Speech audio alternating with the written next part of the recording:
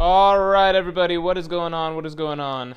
What is going on with this video? What the hell? What the hell? Why is this like this? How do I fix this? Okay, hold on. Hold on. We'll fix this. We'll fix this. Man. Don't worry, everybody. We're fixing the dimensions. We're fixing the dimensions. Can you guys hear me? You guys can hear me.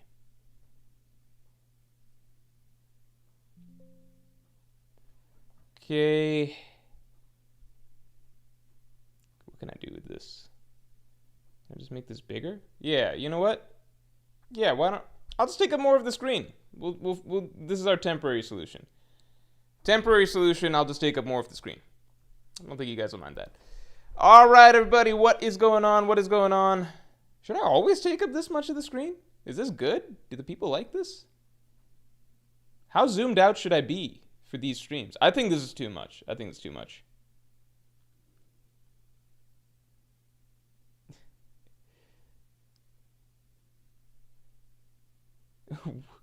Tala says, will spin some way for Nami stocks to have gone up, despite this being the third major arc in a row where she's one of the most background strats. I will spin. I think I'm not spinning anything for Nami this arc. I'm just gonna leave her alone. I think that this might not be her storyline. I'm not late. Yeah. Am I too close? Here. Let's see. I think this is too close. No, this isn't that close. This is fine. This is fine. This is okay. This is okay. We're just going to do this for the moment. Don't worry about it. Yeah, McCant says, this is my first time on live. He's not late. Yeah, see? First time showing up, and it turns out everybody always lies about me being late. Turns out I'm usually pretty on time. What we're going to be doing this one, so it's similar to what we did with the factions. We did a faction stream some time back. And we did, like, every faction stocks heading into the final war. What we're going to do is just where is every Straw Hat's stock right? I don't do stocks in general, so I don't know if this is the accurate way to how we do these things. But we talk about how the Straw Hats are looking right now and whether it's smart to buy,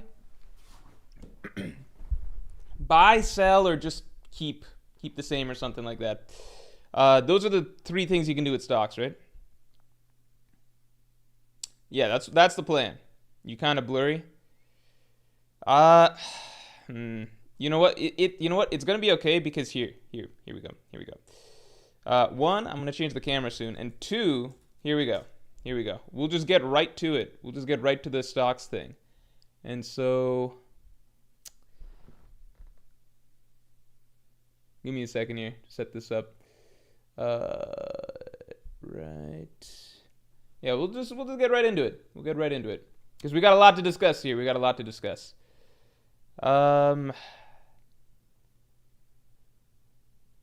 God damn it. All right, here, hold on. So it's that. The fuck? Hold on. I'll be back on you guys' screens. Yeah, there we go. Yeah, so now it's all good, right? Now it's all good.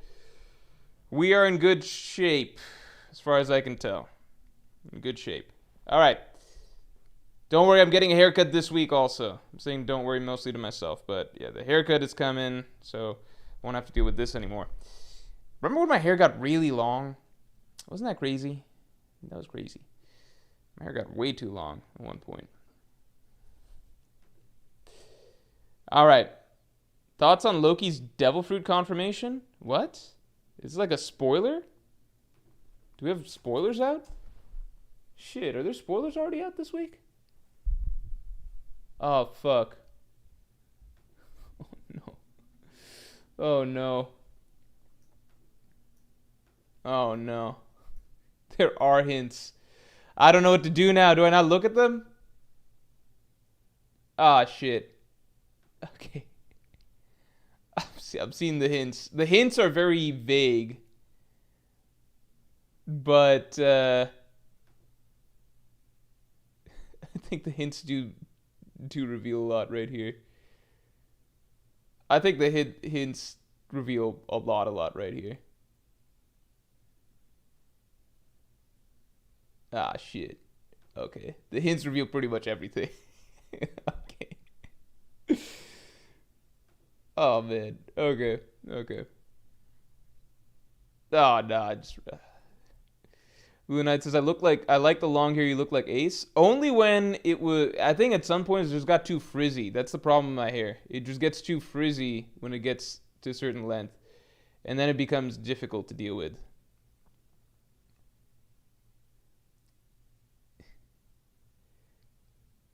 Yeah, hints are dropping. Okay, so there's no spoilers out yet, but there are hints, and the hints are juicy enough that, you know. Captain Face, thanks for the 10. Hey, Morge, I do apologize in canceling my Pirate King tier for the time being. It's not because of an absence of great content. It's because I'm officially starting Navy Boot Camp. Be safe and healthy. I'll be back. Hey, congrats, man. Holy shit. Once Captain Face comes back, he's going to be jacked. That's crazy. And obviously, thank you for the long time support. No worries whatsoever. Yeah, it sounds like you're on to the next phase of your life. Navy Boot Camp. If there's one thing I know that I would not deal well with, it would be Navy Boot Camp. I would not wake up on time, which would make everybody else in... What are they called? What's your group called? It would make everybody else in my group suffer, because we'd all have to do push-ups and stuff, because I'd wake up late every morning. Actually, that's not true, because I do well with the late penalties. So if I got hit with late penalties every single morning, maybe I'd wake up on time. Who knows? But thank you, Captain Face, for the long-time support, man. No worries whatsoever. Yeah, and for anybody else who's interested in joining the Pirate King tier to get access to the Pirate King podcast that Captain Face is referencing, that is a once-in-a-month podcast that I do for all Pirate King tier members, either YouTube members or Patreon members. Every Pirate King member can submit a question about anything they like, One Piece, other anime, manga, movies, TV, video games, yada, yada, yada. You can ask me any question, and I will answer it very, very in-depth, generally far more in-depth than I can on stream, just because I have more time. Podcasts are an hour and a half long. This is the last window to get in your Pirate King podcast submissions for this upcoming podcast, because I'm about to record it in the next couple days. So if you want to join, you want to check it out, you get access to all previous podcasts, then yeah, and if you just want to support, then definitely check it out. But Captain Face, best of luck to you. I'm sure you'll do phenomenal in Navy Boot Camp. And yeah, thank you for the long-time support, man. I really appreciate it. Gobble These Nuts, a Pirate King tier member. I hope you got your Pirate King podcast submission in for the month, man. Thank you for the support for the last 16 months. Not sure why you keep saying Zoro can grow Haki arms. He's just spinning really fast. I think it'd be really funny if he was just spinning really fast, but I don't think that that's the case. I think that would have been a fair... I think you could have made that guess maybe pre-time skip, but now it's just like, now we know Haki's a thing. It's been referenced as being an aspect of Conqueror's Haki. I think that that theory is no longer alive.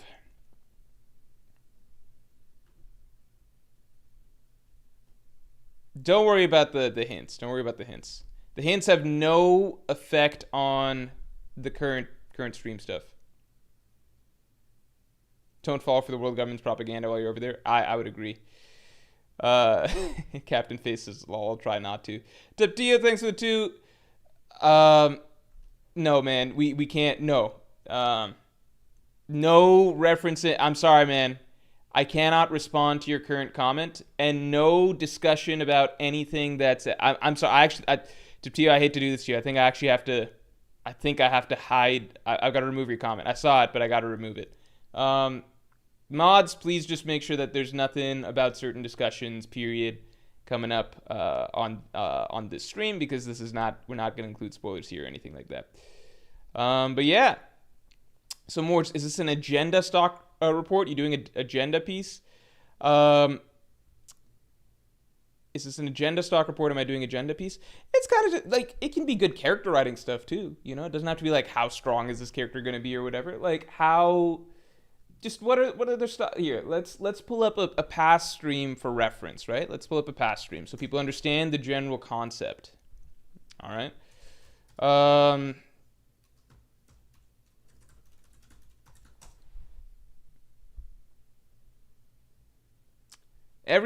Okay, take a look at this. Take a look at this. So we did this before Elbaf started.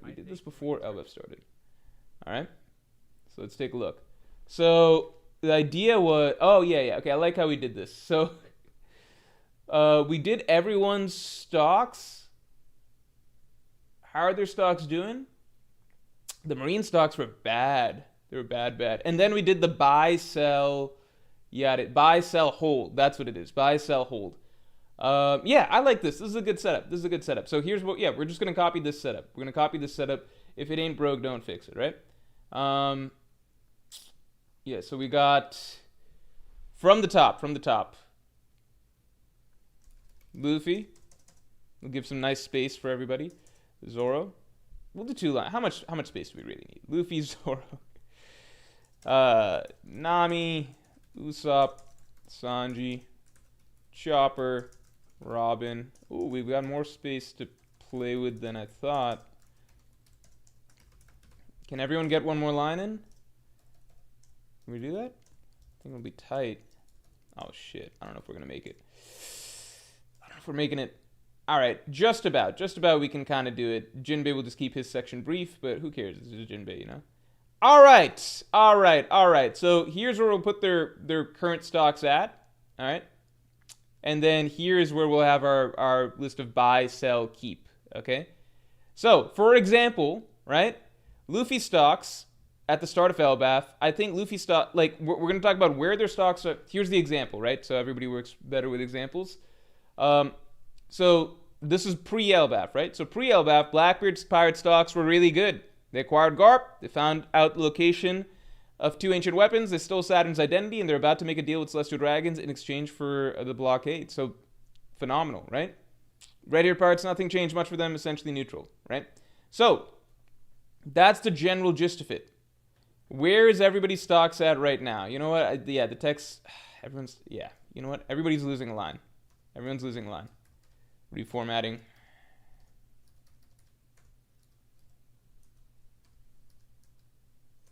We'll just have to work with what we've got.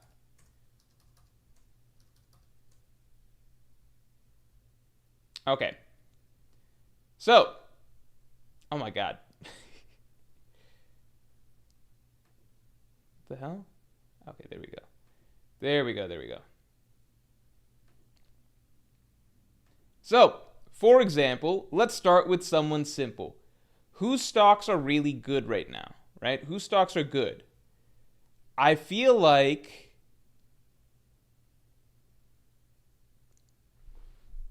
no one? Most of the straws did just get captured. Most straws did just get captured. So, whose stocks have improved in Elbaf? I don't think anyone's stocks have improved. Linbei? Okay, let's start with Jinbe. Let's start with old Jinbe, all right? All right? This is a nice place to begin, all right?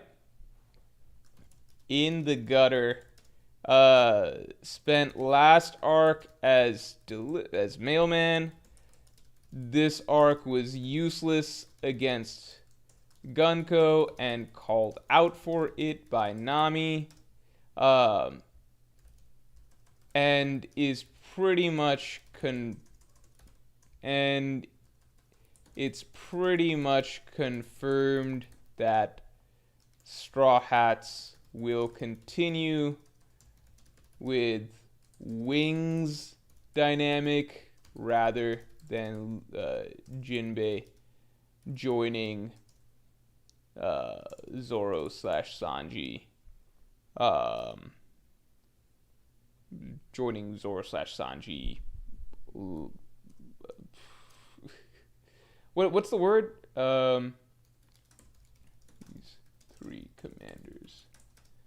Yeah, I think that makes sense. So I'd say Jinbe's stock right now is like minus 200%. I think from where he was in Wano, because at the end of Wano, right? At the end of Wano, there were genuine discussions. I thought there were stupid discussions, but there were genuine discussions that people were making about the potential possibility of Jinbe actually spicing up the monster trio dynamic and it becoming like a lot of people thought that maybe Jinbe's gonna join the, like, Luffy will be the captain and then you've got Zoro, Sanji, and Jinbe as Luffy's 3 commanders. Some people are talking about the monster quattro instead of trio and stuff like that. And to top it all off, Jinbe had a higher bounty than Sanji. In Egghead, people might remember a lot of Zoro fans were even making jokes about Sanji being number 4 in the crew and stuff like that, right? At this point, it's just a joke. Like, to even think about that. Introduction of Scopper Gaban really tanked. Introduction of Scopper Gaban, the emphasis on the Rayleigh Gaban dynamic, the setup for Sanji to potentially get Conqueror's Haki, all of this stuff really innately, like just inherently, tanks Jinbei's stock. And then on top of that, you have the terrible showings in Egghead and especially in Elbaf, where we're at a point where he's not even that. Like, even his own crewmates are disappointed in his showings, right? I think Jinbei's a fair call right there. Deptia, thanks for the 2. Sorry, can Sanji kill Sommers with advanced Conqueror's Haki attacks? I don't think Sanji's going to kill Sommers. I think that it's rare for a Straw Hat to ever confirm to kill a character. So I think that's not going to happen. But I do think that... And it's okay, man. Easy mistake. But can Sanji kill Sommers with advanced Conquerors? I think Sanji will be able to hurt Jinbei with that. Quartet. I don't know why I said quattro. Can Jinbei command freshwater? Yeah, why not? Why not?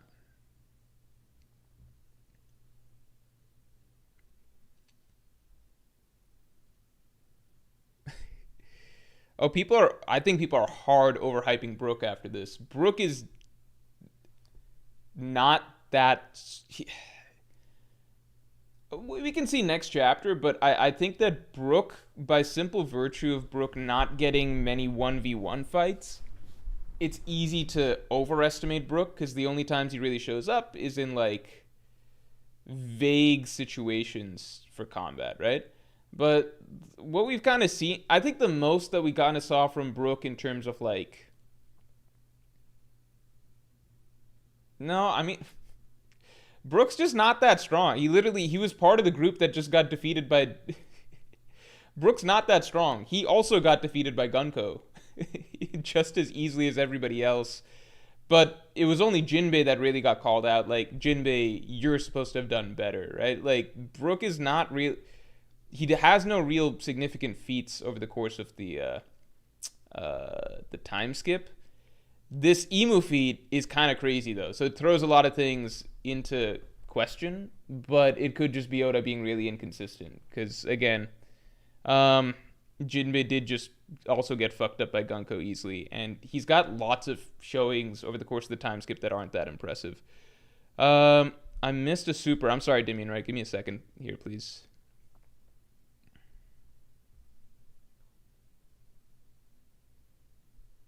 Okay, sorry. Dimian Wright, sorry about that, man. Thank you for the 5. When Sanji awakens Conqueror's Haki, it'll be Zoro fans' nightmare, even though Sanji gas is Zoro gas, and vice versa. Sanji stocks up with Gaban showing up. So here's the thing. I think that Zoro fans generally don't view Sanji gas as Zoro gas, because I just don't think that they view it that way. I think that Zoro fans generally want to separate themselves from Sanji to separate Zoro as much from Sanji as possible, because Sanji fans' argument is always going to be that Zoro and Sanji are roughly, like, equal. So, and Zoro fans kind of reject the premise, right? So, Zoro fans will always feel like Sanji fans are trying to bring Zoro down to Sanji's level, whereas for Zoro fans, the prevailing agenda is essentially that Zoro and Sanji, the comparison's kind of a joke. It's not a real dynamic or rivalry, and therefore they want Zoro to be well ahead of Sanji. So you could say, well, in theory, Sanji getting Conqueror's Haki, that should be Zoro gas, right? Because it boosting Sanji up should also boost Zoro up. But for Zoro fans, it's like their perspective is that, oh, now Sanji fans are going to try and argue that Sanji's close to Zoro, when really Zoro fans want to argue that they're not even remotely comparable, you know? They want to argue that there's a big gap. But so Sanji getting any boosts essentially helps the Sanji fan argument that, like, you know what? They're about equal, but Zoro fans just always want him to be, like, far ahead, right? So it doesn't really work like that in terms of how Zoro fans and Sanji fans' mentality like basically the way I would say it is this: if Sanji defeats Sommers right here, then the Sanji fan view will essentially be like, see, Zoro and Sanji both Conqueror Haki users, both about first mate level, right? Like, so wherever Sanji is essentially by the end of the arc, Sanji fans will also peg Zoro as being around that level, maybe a little bit stronger, but basically there. Zoro fans don't want that, right? They don't even want the comparison to exist because the comparison is detrimental to their view. Zoro fans, by the end of this arc, are gonna want to be arguing that Zoro is like in the Admiral range, most likely, right? So any comparison to Sanji just brings Zoro down some notch or whatever, you know? From their perspective. And yeah, Sanji stocks up with Gaban showing up. I definitely agree. Let's do Sanji. Let's do a positive one.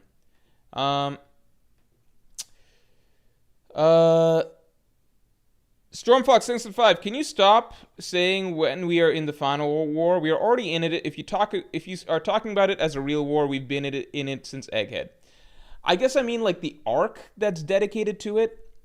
The arc that's dedicated to, I could call it the final arc or something like that, or maybe it'll be called the Laugh Tale arc, because yeah, you could argue that the war began. My issues, not my issue.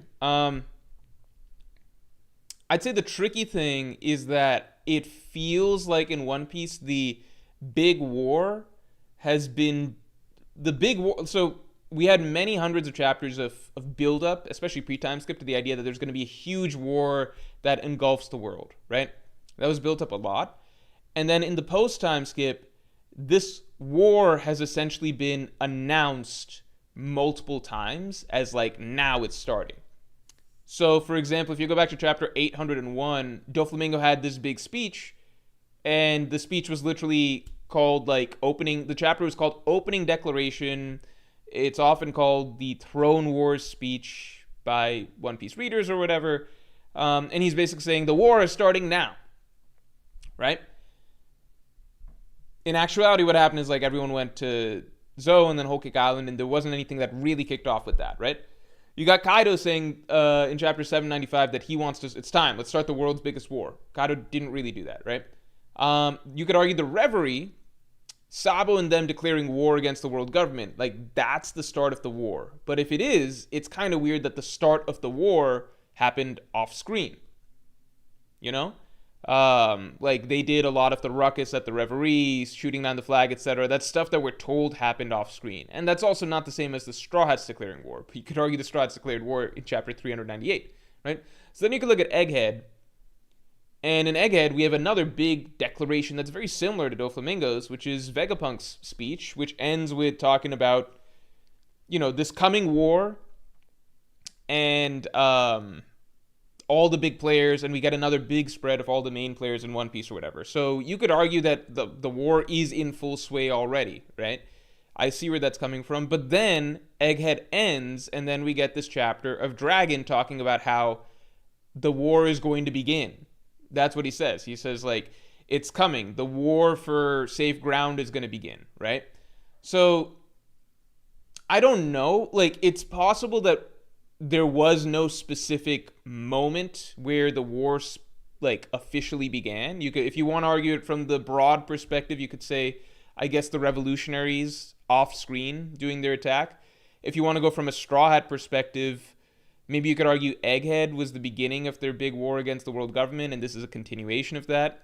Maybe Elbaf is gonna officially launch a war in a sense, because Elbaf is the first nation the Straw Hats have been a part of where they're fighting against the world government.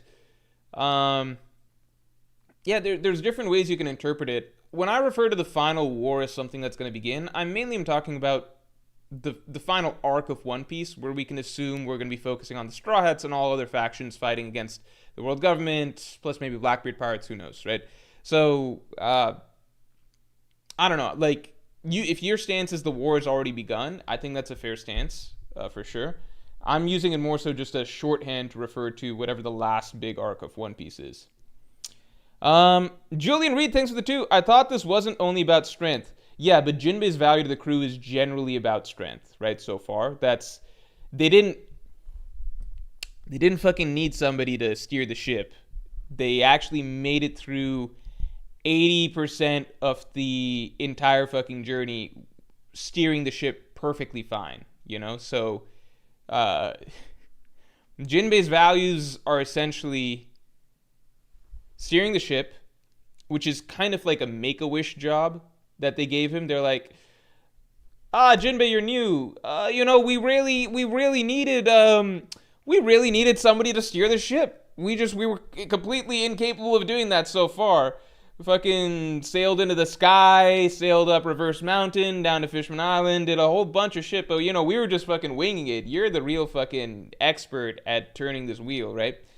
So he's got his Make-A-Wish job of steering the ship. He's got... what else?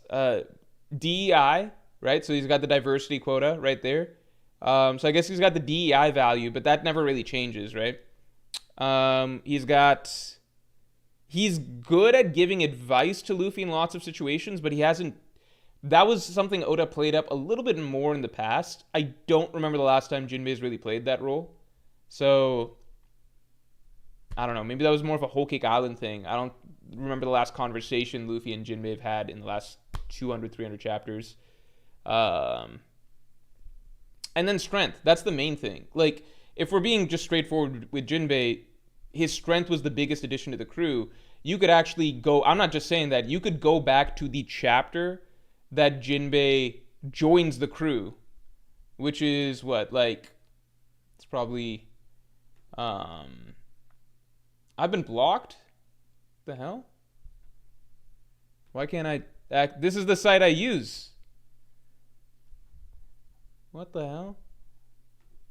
Okay. Alright, it's fine, it's fine.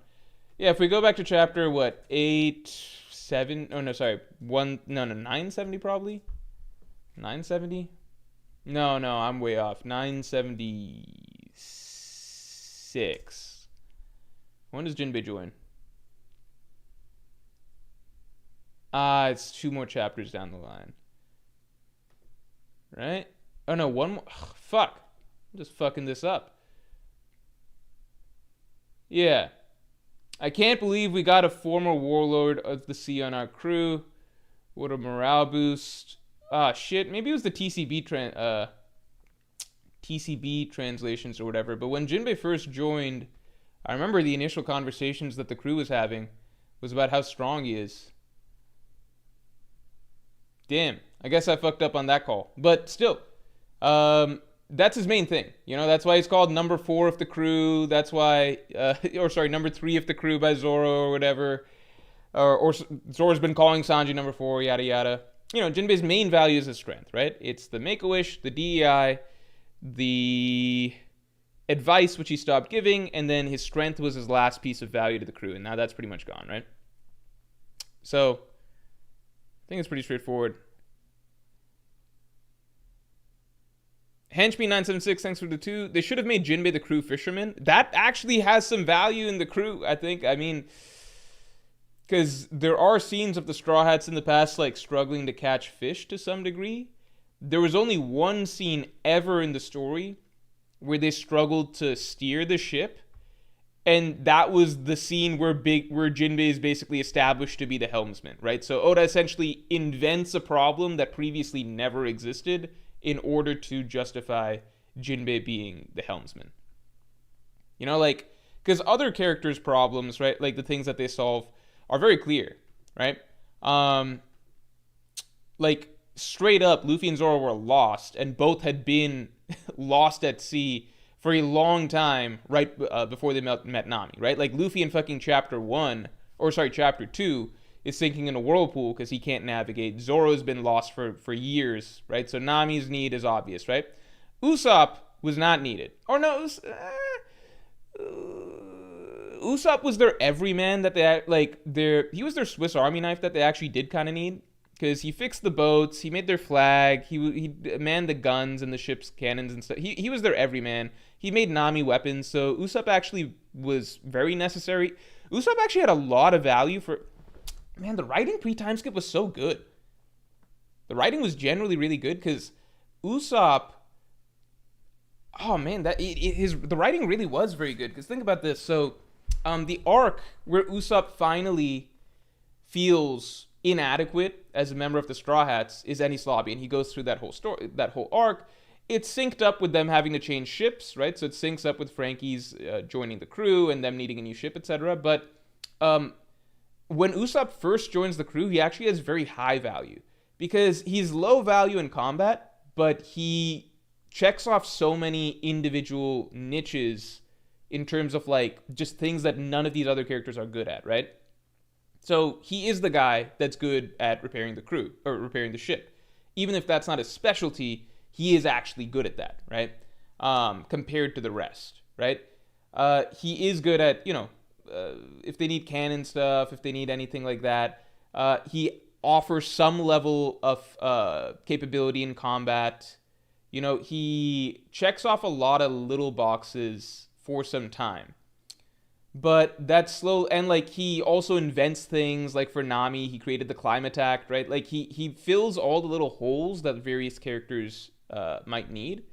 But as the story progresses, right, just being like decently talented at various different things stops being as valuable, right? It just slowly stops being as valuable because a lot of these holes start getting filled by what other characters can do.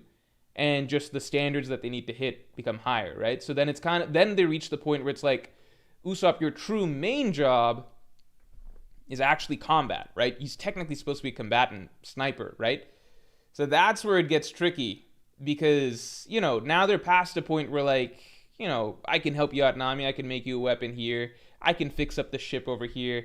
I can make us a flag. I can do all sorts of these little things or whatever.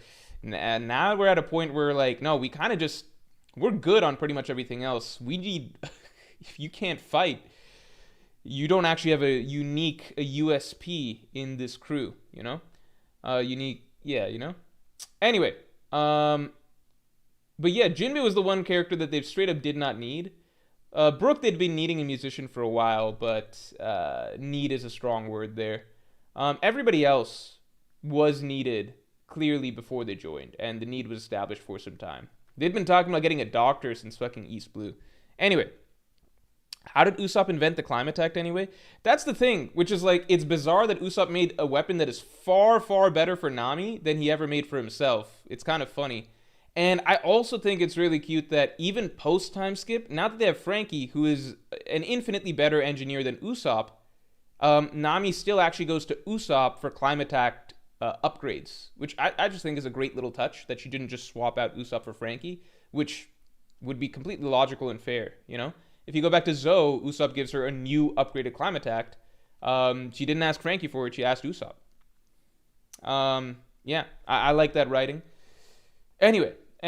But yeah, just think about that. Usopp created the climate act. Like, by most standards, Usopp is actually a very talented engineer, It's just that... Yeah, I'm catching up on stuff. Don't worry.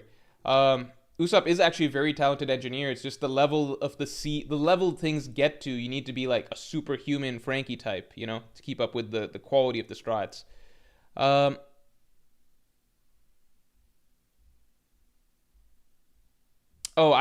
Sorry, hold on. We're catching up. Drink water and Stormfox. I got you guys. Drink water, thanks to the 5. I think Sanji's fire of passion / love will conquer and burns Sommer's thorn of hatred. He may only get a small leak of Conqueror's Haki, but not fully released yet. I figured just do it. Like why save it if he's supposed to get it? Just do it. Because that sets us up for a scenario where it's like literally the final arc of One Piece. Sanji's awakening Conqueror's Haki. And at that point, like, you want him to be at least prime Gaban level by that point. And Gaban was a fucking Haki master, as far as we saw. Like, he's got Future Sight, he's got Advanced Conqueror's Haki coding, like, completely under his control, Even Zoro, who's unlocked his Advanced Conqueror's Haki for a couple arcs now, even he still cannot control it and pull it out at will, right? So I feel like Sanji needs to unlock it now so that it can be more refined in the final arc. Luffy unlocked it and mastered it all in the same arc, But Luffy is an exception because he did get the added, 2 weeks of straight training about Haki concepts and everything like that. And then he got like 5 different attempts at Kaido, so he got a lot of chances to refine his Conqueror's Haki mastery, right? So I just don't know. I mean, Oda can make up whatever he wants. He can just say Sanji gets a little bit of Conqueror's Haki mastery right here, and then just next arc, just write Sanji as a master. Because Oda sometimes just does stuff like that. I personally think Kobe skipped 50 million steps, but to be fair, we didn't see much of Kobe's training, so who knows. Stormfox, thanks for the 5. I think Final War started because every faction is moving and fighting all over the world. No group is sitting still and waiting for things to happen. Yeah, I agree, but you could make that argument. It's like, you could make that by that argument, then the Revolutionary Army was already doing things as of Dressrosa, The Revolutionary Army was, like, if you look at Dressrosa, you had so many things happening. You had the Blackbeard pirates attacking. You had the revolutionaries fighting against both the Blackbeard pirates and the Marines. I don't think groups making moves, and then their fight CP0 and stuff on the way out. I don't think just making moves by definition is the Final War starting. Because every faction's been making moves for some time. And you could argue they were making moves even before the Strats exited from Fishman Island, or came out of the time skip, So I don't know what maybe there's not going to be one big event. I get that. So I guess the war just kind of built, and then there's a series of events. So you could definitely make that argument. Malik DM8MS, thanks for the 5. Jinbe stocks peaked when he hit Big Meme with a Vagabond drill, been falling ever since. I think that might be accurate. He did also roll Big Mom out at Wano. But I do think Vagabond Drill was a pretty big...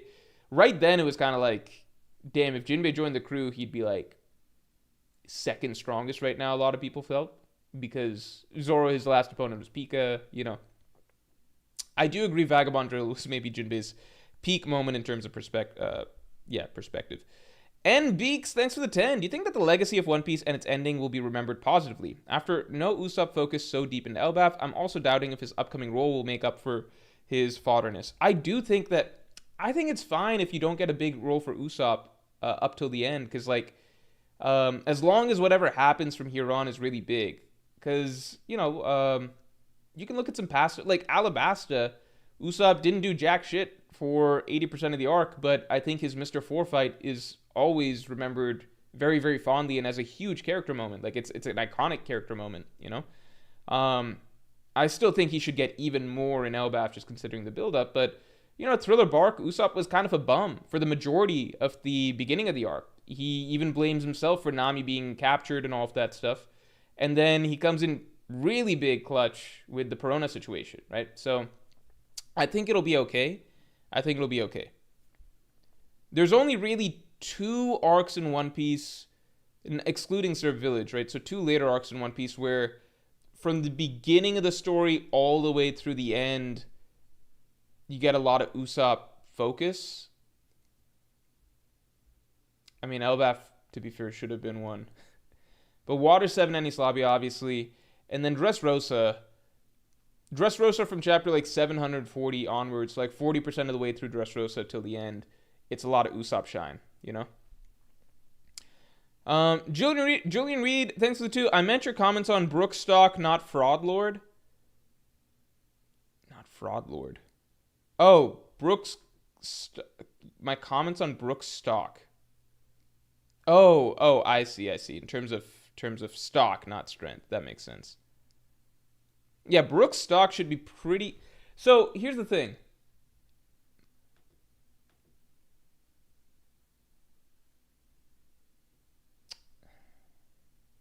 Brooke's stock right now isn't amazing. I think it's you want to buy it. How are we defining this, right? How are we defining this? Are we defining it based on prospects or what they last did? Because based on what they last did, Brooke has jack shit, right? Based on what they last did, I guess the blocking Emu thing or whatever, but he hasn't really done anything this arc, right? But I would definitely buy his stocks because I think he's about to do a whole bunch of shit. I just dropped a whole video. Also, let me drop a poll for you guys. Time out, time out. What do you prefer? Um, Tuesday video, Saturday video. So recently, before I put this poll up, right? So recently, I, well, yeah, hold on. I started shifting to getting videos out on Saturdays instead of Tuesdays. How do we feel about that? How do we feel about that? To me, Saturdays are right after the chapter, so I figure that's better. But I also know that Tuesday videos became a regular part of people's schedule. So I'm curious what the sentiment is.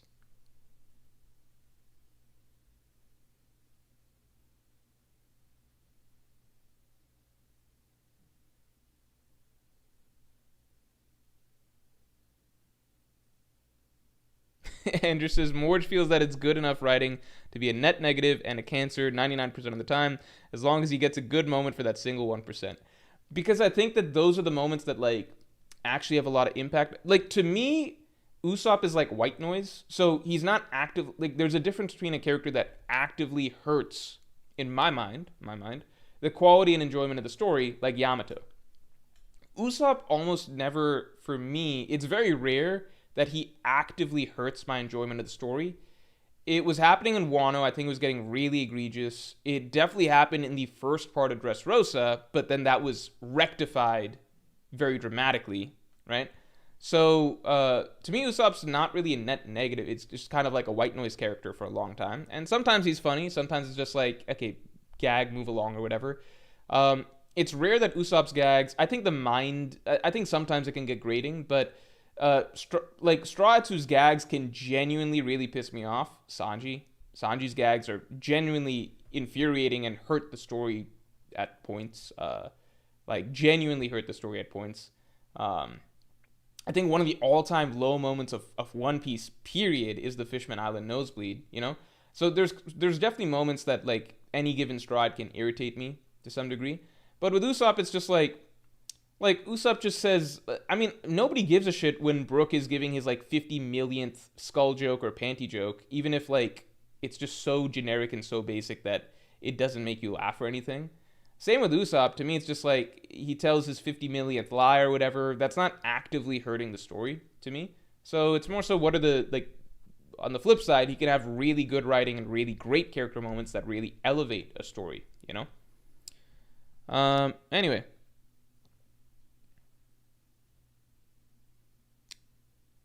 Okay, people are preferring the Saturday video. All right. I'll keep that in mind.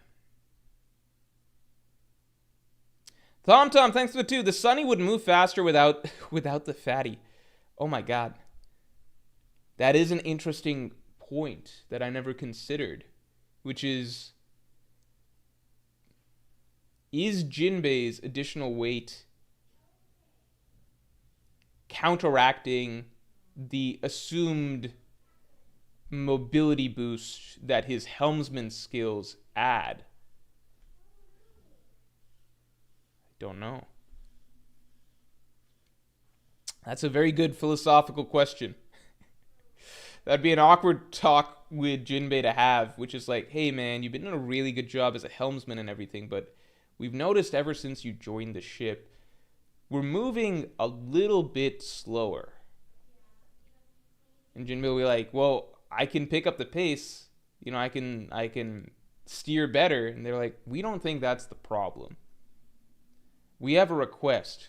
How would you feel about maybe swimming alongside the ship, and then Chopper goes back to being the helmsman? I wonder if that's a conversation that would go over okay with him. Because I don't think it's like an unfair conversation to have. Because the fishermen like swimming, right? They enjoy swimming. You know? It's just like, hey, Jinbe, what if you got to do your favorite thing all day? You know?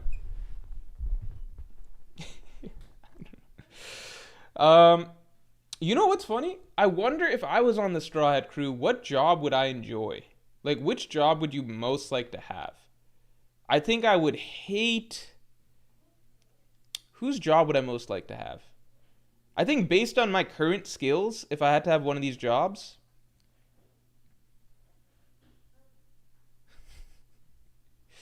Based on my current skills or what I would like to do if I magically had the skills? Based on my current skills, I think I would have to do something like, can't be a doctor, can't read the poneglyphs. I used to play guitar.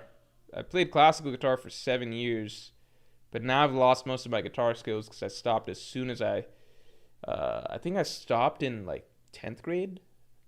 Yeah. I think I'd steer. I think I'd do Jinbe's job. But if we pretended that I had the skills, then the job I would most like... I mean, Zoro's got the best job in the crew, right? No question. Obviously the best job in the crew because his job is basically just sleeping and then, fighting. But everyone's expected to fight. So, he's got the cushiest job on the crew, right? Usopp... I guess Usopp's got an even cushier job because it's also fighting, but from a distance, and it's like that just doesn't seem to come up that often. So these are the two cushiest jobs. Now, if I had to do a job, like I was like a job, then if we pretended that I had the skills, I think I would love Robin's job. I think that'd be a lot of fun. If I had the skills for it, I would love to do Robin's job, which is like anywhere we go, okay, you're in charge of... I guess it's similar to what I do now to some degree. Obviously, Robin's is like much more significant, but like it'd be similar. Like, okay, read some stuff and then just tell us what's up. Tell us your interpretation. So I think that'd be the most fun job. Archaeologist, pretty cushy for the most part. You don't have to read shit every day unless you feel like it. Frankie, I feel like you'd always have to be building shit. Chopper, that's a high stress job. Being basically an ER doctor. Yeah, that's a high stress job. If you guys have watched The Pit, you know what I mean. I can understand why Chopper gets stressed all the time. Brooke, I don't want to be responsible for entertainment all the time. Jinbe, easy job, but time consuming. You got to steer all the time. Like, I don't think you're allowed to even take a break because it's like, listen, man, like you're not even supposed to be on this crew. So we made up this position for you. Helmsman wasn't a fucking position before, so you better fucking steer, right? Nami, similar. You got to be navigating a lot of the time. You get more chill time because you don't have to be navigating every single second. You kind of point and be like, go that way. Sanji, I don't have to cook for people.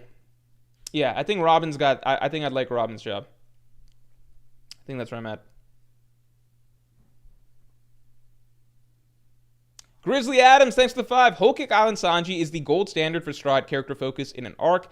Anything less than that with the amount of setup Usopp has will be disappointing. Whole Cake Island really screwed things up because part of it is that it's just so random.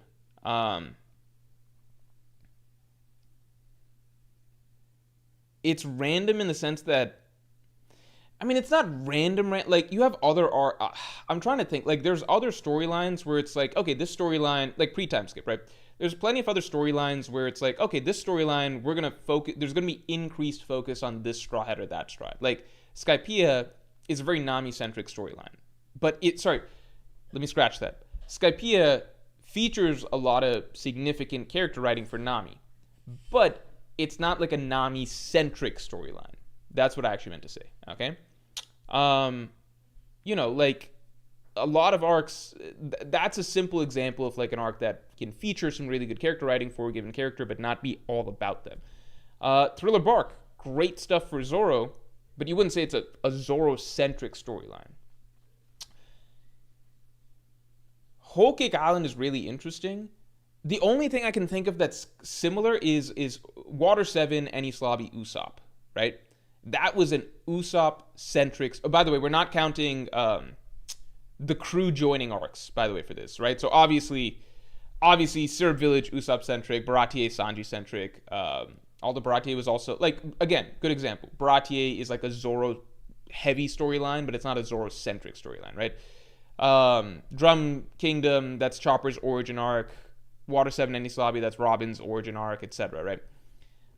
But I'm saying after the arc where Straw Hat joins the crew, it's rare that they get a pure, like, this Straw Hat-centric storyline. I would say Usopp in the Water 7 Enies Lobby storyline was the only real example of that up till Whole Cake Island. And then Whole Cake Island became truly a Sanji-centric storyline, right? But even in Water 7 Enies Lobby, Usopp was still sharing that level of, like, central focus with Robin and Frankie. Because for them, that was their crew joining storylines, right? So Whole Cake Island is really, really just different. Because Whole Cake Island is like, it's truly an arc that it's just like all about Sanji. And like he's the only focus, right? Water 7 and Enies Lobby, it had the big focus on Usopp, big focus on Robin, of course, and then big focus on Frankie. Whole Cake Island is just Sanji. And that hasn't really happened since then. Or in any other, for any other stride, right? And I do think it's skewed expectations because it's like, well, why is Sanji getting this? I think an argument could be made that prior to Whole Cake Island, there was no arc in One Piece where Sanji gets like an elevated role. Like the same way I can point to Skypiea and be like, Nami was clearly like a bigger part of Skypiea, right? And like that was like a important storyline for Nami's character, right? That was never the case for Sanji for any arc. So maybe Whole Cake Island was like some makeup that Oda was doing for Sanji. Because, you know, again, like things I've referenced, Zoro has several arcs littered throughout pre-time skip, which are like really big for his character, right? Nami has some arcs. Even Chopper's got some big arcs. Sanji is essentially pretty static as a character from Baratie all the way to Whole Cake Island. So the one argument I could see is like, well, Sanji just needed it more than any of the Straw Hats. Like, he just needed an arc that, like, did some long overdue just actual character focus for him. That's the one reason I could see why Oda was like, well, I need an arc for this character specifically, even if Oda's not planning to do every Straw Hat getting their own arc the way Sanji got Whole Cake Island. So, I don't know. I think it's interesting. Teptia, thanks for the 2. Morge, your videos have been kind of rehashing past ideas. I'm good with hearing that sort of feedback because let me just say this. This is not to give excuses or anything like that, but like I hear the feedback because there was comments about that as well underneath the latest Brooke video. Here is the skinny. All right, so it's 2 things. One. First of all, I'll just start by saying I promise that you will see a renewed level of quality and effort in upcoming videos, okay? So I can promise that straight up, okay? 2, the reason for that is twofold. One, we made the transition, right? So we're trying out different editors and different schedules, which has made things a lot more messy in the short term, and we're trying that Saturday video turnaround, right? We don't want that to sacrifice the quality of videos. That's the number one thing, but we're trying to make that work. So we're trying to see if we can have both, get the videos out faster to people and be high quality. If that's not sustainable, we're going to shift back to Tuesday videos because the quality of the video matters much more, okay? And we're in the transition phase where we're working things out with the editor. How do you work? What are the things you need on time? We're figuring out our schedules, right? So that's one. But then 2, just One Piece wise, it's a combination of like January having very significant breaks in One Piece. So like there's just not a lot of content, like not a lot of fresh content. So that, for better or worse, that leads me to revisiting past ideas. And then on top of that, the chapters that we've gotten, while good, are and exciting, they are ultimately chapters that are leading to the really exciting chapters, if that makes sense, right? So like we got, the first chapter was like 1172 was basically announcing that, hey, we're going to start the Elbaf battle. This last chapter was basically characters kind of getting in place for the Elbaf battle to begin and everything like that. So that's not, I don't want to use that as an excuse, but because ultimately I want to be putting out good videos that you guys enjoy, right? But it's a combination of basically Um, Figuring out a few kinks in the workload process, and then on top of that, the what do you call the kind of like soft drought in terms of just One Piece the series content basically at the moment. But I promise we'll have some really good stuff coming this Saturday. And if we still feel like like the quality's not up to par, then I promise we'll be back to the Tuesday video schedule, guaranteed. Okay, so do not worry about that. Yeah. And then the only thing I'll say is that, like, if you go back even one video ago to the previous Saturday's video about the matchups that we can expect in Elbaf, I think that's a really good video, personally. I think that's a really good video. I personally think I would not be surprised if I got all of the matchups correct. I do think, because, like, Zoro versus Dorian Brogy potentially already just started. I think we are getting Sanji versus Sommers. And I think I made a good call with Usopp versus Killingham. I think that is something that's going to happen. So if you guys weren't feeling this Saturday's video, no worries. Don't worry. I hear what you guys are saying. But if you go back even 1 week, I think it was a really good matchup predictions video. We'll see how those pan out, you know? Julian Criswell, thanks for the 5. If you were in a D&D campaign, would you be a hockey man, engineer/tinkerer, devil fruit user, navigator, etc. type character? Too long didn't read. How would you play? I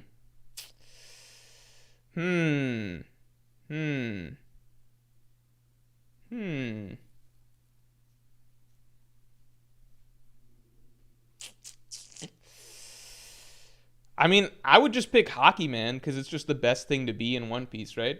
Hockey Man. So it's a simple question, I guess. I would pick Hockey Man. If it's like pick one other skill to have in One Piece, right? If it's pick one other skill, then I would probably pick something like, I think I would pick navigation. I think I would pick navigation if I'm playing to win. I think I'd pick navigation because I think everything else, like if you're separating the strength from the skill, I think everything else can you can make it work. Because if you've got navigation, then in terms of speed to getting to One Piece, like you will just progress in the journey fast, you know?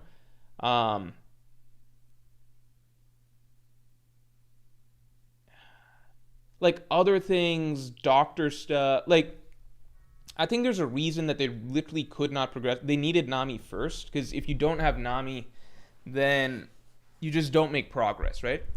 Food, you know, Sanji's obviously very valuable for food, but like you don't need the best chef in the world, right? The difference between having the best chef in the world versus like being able to cook some good eggs and stuff like that, it's marginal. It's not going to make as big of a difference as like if I'm really good at navigating and getting us forward, right? Doctor does make a good difference, but various islands have doctors, right? Whereas navigation is the skill that you, if this is like splitting hairs, right? These are all valuable skills, right? But navigation is a skill that gets you forward fastest.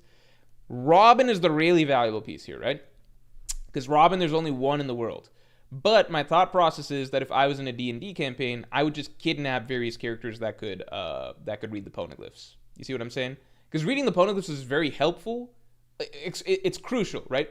Nami's is navigation is a constantly helpful skill because you just need it the moment that you're progressing.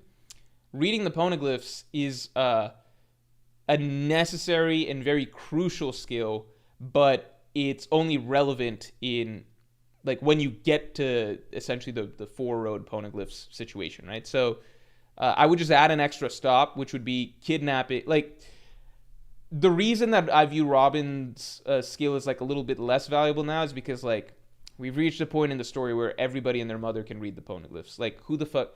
Name me a faction that does not have somebody who can read the poneglyphs. Fucking Gecko Moria can read the poneglyphs at this point, right? So it's like at one point it was like the whole world is gonna go after Nico Robin. I'm just gonna pick up whoever the fuck I can get. It's like Pudding, let's get you. Let's get one of the 6 Vegapunks. Let's get fucking Jaguar D Saul. Let's stop by Elbaf and grab that dude.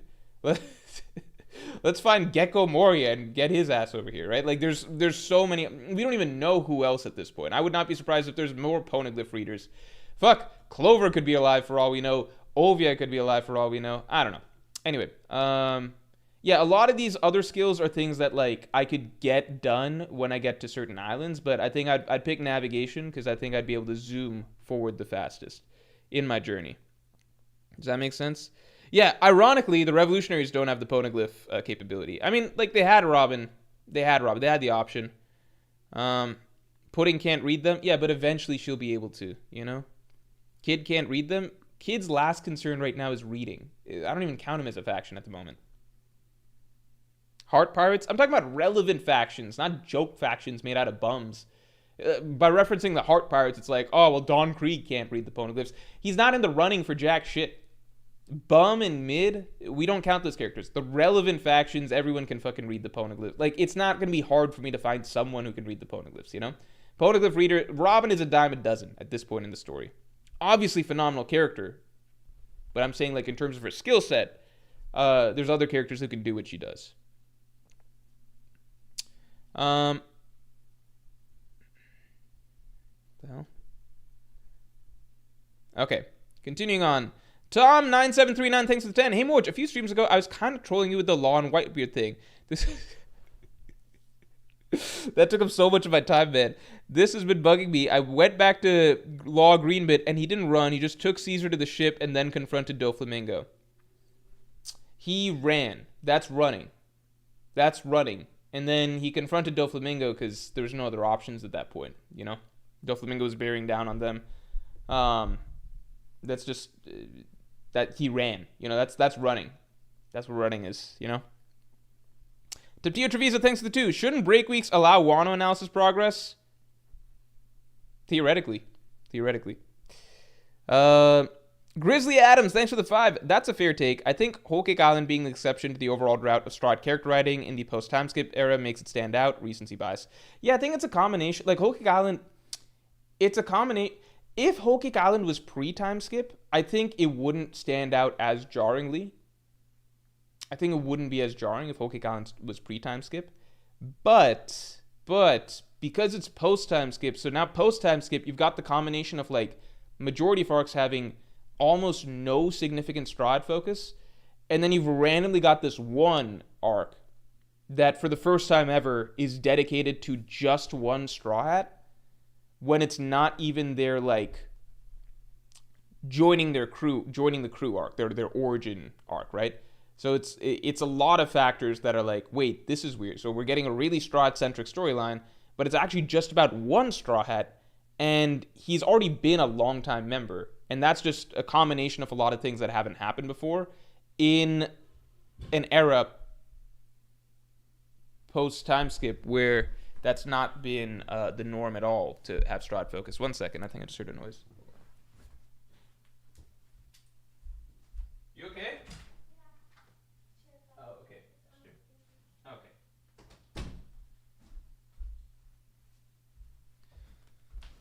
All good.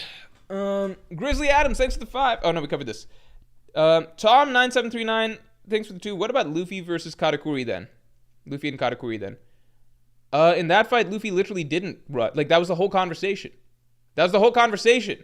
He didn't run. Katakuri was like, oh, no one would blame you if you ran. And Luffy's like, no, I'm not going to run. I want to surpass you straight up. I want to beat you. Like, that was the whole point of the fight. That was not Law's angle. Law's angle wasn't like, oh, I want to surpass and defeat Doflamingo or anything like that. It was just like, fuck, well, there's no other options, really. We're just here now.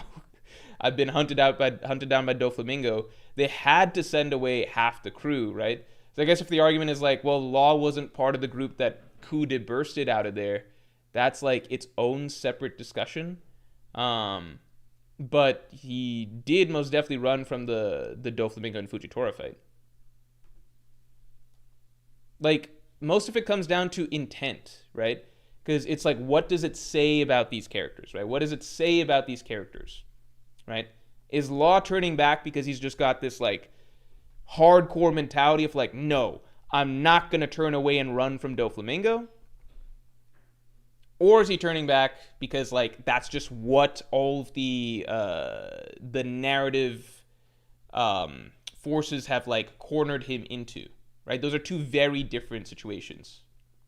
Like, in Luffy, I think that's the biggest point of frustration with this, which is that, like, you're arguing technicalities like it's a legal thing, but it's more so like, what is the author trying to show with these characters, right? Like, when Luffy returns to fight Katakuri, it's trying to communicate something about Luffy's mentality, right? Because if we go to, is this after he's returned? Oh, no, it's probably like 886 or something. Let's see. Yeah, like, this is a mentality, right? What do you think you're doing? If you need to escape, why not? But that's not good enough. Blah, blah, blah, blah, blah. I want to blah, blah, blah. I want to surpass him. I want to beat the Billion-Berry Man at his best, right? Like, you're arguing like, well, technically Law did something similar to what Luffy did, right? But what is the actual character that's being shown here, right? What is the essence of what Luffy's spirit is like being defined as here, right? Do you get what I'm saying? This is why the conversation is frustrating, because it's like, well, if you squint, it's the same thing. It's like, but the concept behind it is totally different, right? It's trying to say something about Luffy's character and the way that he approaches challenges and what his actual goals and mentality are. And Law doesn't have that. Like, I don't think there's any point in the story where, like, Law's a very pragmatic character. He wants to pursue goals and he'll pursue the strategy that makes the most sense. But at no point is Law going to do something like this, where it's just like, I actually want to take this fight just because it's fundamentally in my nature to want to be stronger than this other person, right? That's not a thing, you know? I feel like if I go down the rabbit hole of trying to explain this again, it's going to take us like 2 hours. So, yeah, I hope you... I hope that makes sense. Tio Treviso, thanks for 2. Also, more to the deadline. The deadline is in May, 6 months from November. Yeah, don't worry. We got the deadline. We got the deadline listed here. I won't forget. It's actually by June 5th, 2026. So, it's not May, but it's close. It is close. Shit, was it this thing? Okay, yeah. All right, let's get into more stocks. I would say Zoro's stock dropped.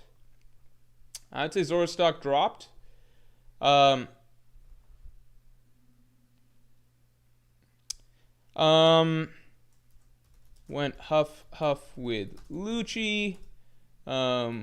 Was freaked out by 80-year-old bond strength. Apparently doesn't even know how to use Conqueror's Haki properly. So Zoro's stock, I would say, dropped. But here's the thing, because people are going to get very upset. That's why, right now, Zoro is a hard buy, right? Buy. You want to buy Zoro's stocks, because from everything that has happened so far, there's been nothing recently that makes Zoro look good. But that everything seems to indicate... No, I mean, the fight against the Giants has already begun, and he looked good there, right? So I would actually say his stocks aren't down. I would say that they've evened out from the beginning of Elbaf, because he's looking cool right now. I was going to say that Zoro's about to get some amazing moments, but I think those moments have already started, right? So, let's see. When Huff with Lucci was freaked out, apparently doesn't even... but is off to a good start against the Giants. So I would say Zoro is actually neutral. I would say that his stocks are pretty stable right now. Where's black? Why can't I just pick black? What the hell? No, I don't want a custom color. I just want black. Which one's black? Oh, I guess that's black. It looked gray to me. Yeah, I can tell already there's going to be some formatting problems here. Yeah, I think Zoro's stocks are about fine right now. I think there's nothing crazy. But you want to buy, because I think his good stuff is coming.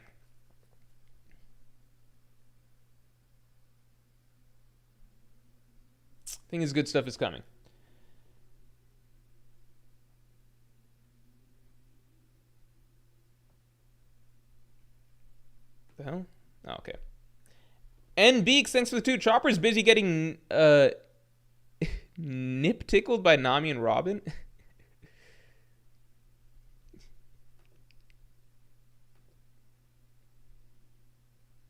Also, let's get the stream likes up to 100 real quick. Let's get the stream likes up to 100 because we're almost there.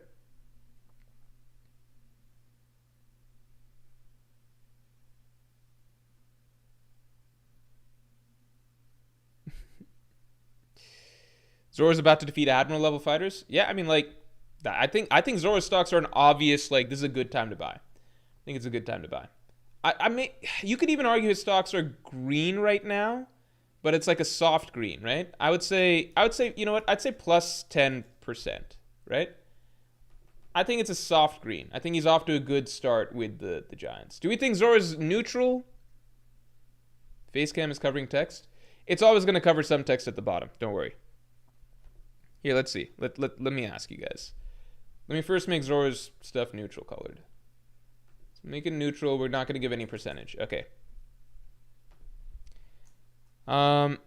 Is Zoro so far done? Oh wait, no. Actually, let's keep it straightforward.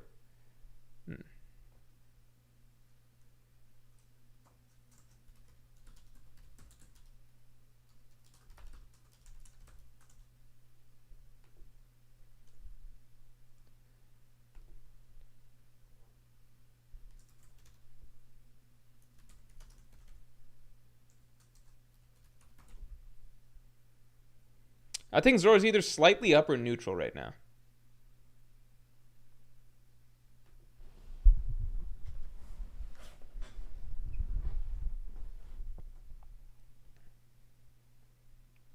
Brandon, sorry, Brandon. We're not going to talk about any 11. We're not going to talk about any spoilers. Any spoilers.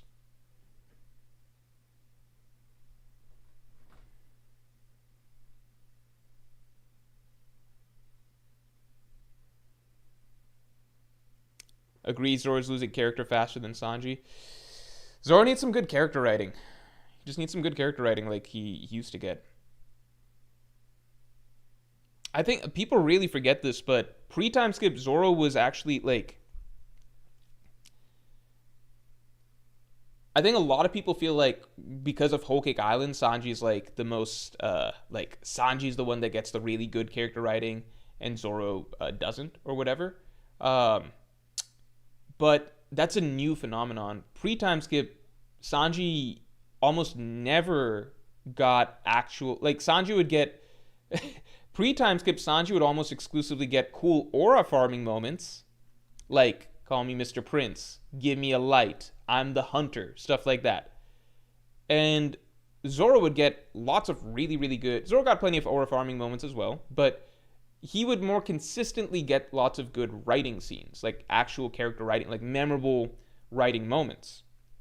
Like, even within Baratier, which is actually Sanji's origin arc, for a lot of people, the most memorable parts of Baratier are actually Zoro's character writing scenes, right? And then you go through, back then, like, in pretty much, like, it was very common arc after arc. Like, you got some insight into Zoro's journey to becoming world's strongest swordsman, like, his internal monologue reflections during the Hachi fight, the Mr. One fight, like, Ennis Lobby and Water 7 was actually low-key, like, pretty good for him writing-wise as he sort of stepped into his own as, like, really being the one to always be advising Luffy on his role as captain. And then Thriller Bark, obviously, phenomenal writing for Zoro, like, one of the best character moments in the entire series, like, one of One Piece's most iconic character moments.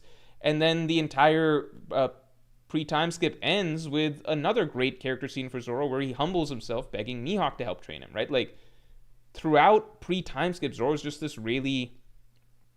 Like, the idea is, like, he is this, you know, badass, hardcore swordsman type figure on the surface, but he's consistently getting a lot of really, really good writing to go with it, actually, right? It was actually Sanji that was more so this cool one-liner dude, right? Post-time skip, Zoro has become the caricature of this badass, like, stoic, unfeeling, cold swordsman. And Sanji, especially with the Whole Cake Island, like, mainly with the Whole Cake Island arc, but then also in Wano, right? We've been delving more into what makes him tick, you know, like, in ways that it would be nice if we could still get for Zoro, right? So I think a lot of things are often recency bias when people perceive like characters like Zoro and Sanji and they've been written through the story. It used to be Zoro was the really good character writing guy, and Sanji was actually a bit more surface level in many ways. And now it's definitely swapped.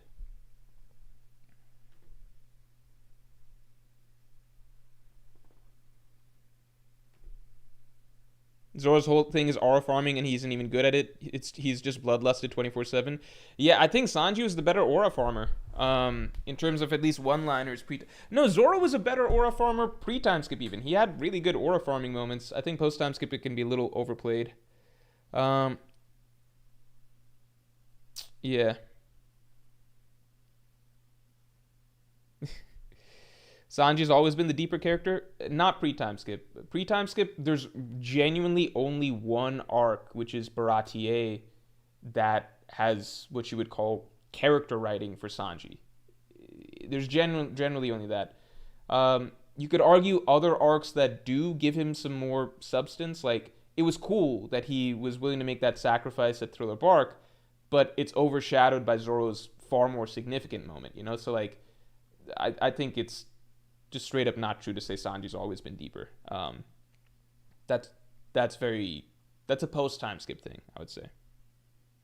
Sanji was as cool as Zoro pre-time skip. You could argue cooler. Like, again, I think Sanji was genuinely the king of one-liners, the king of badass entrances, the king of just, like, being this surprise X factor in a certain way. I love Sanji's post-time skip writing, but I miss his aura farming. I think that's where I'm at, too.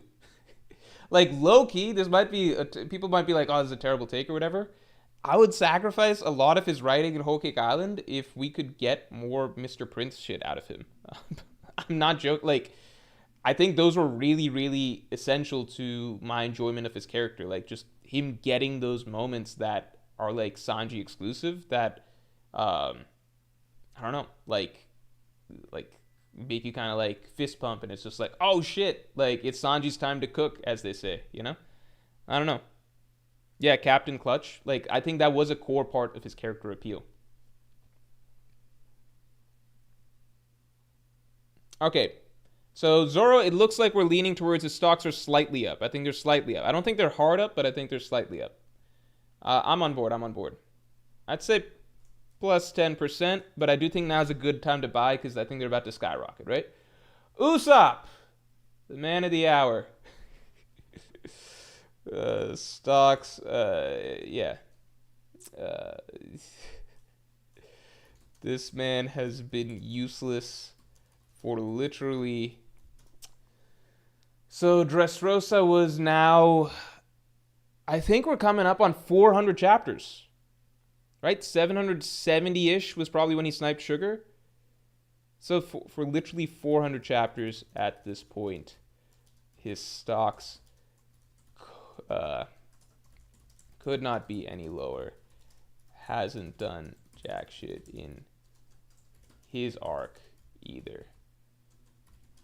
Right? So I would say right now, minus 300%, right? If Jinbe, I'd say Jinbe is not even that extreme, right? Jinbe, let's say minus 100%. I think Usopp's minus like 300%. I think it's really been a rough go for Usopp. I think it's a buy. I think this is the time to do it. I think you want to buy Usopp stock. Like, I think you want to buy Usopp stock. I'd say buy a lot. I think it can, because the floor is so low, it can only go up, right? And the potential here is really high, right? Like, a lot can happen for him here. Because Oda just kept digging deeper and deeper with this character, screwing him over more and more. Yeah, useless for 10 years. Yeah, genuinely, Dressrosa was rapping back when I was in college.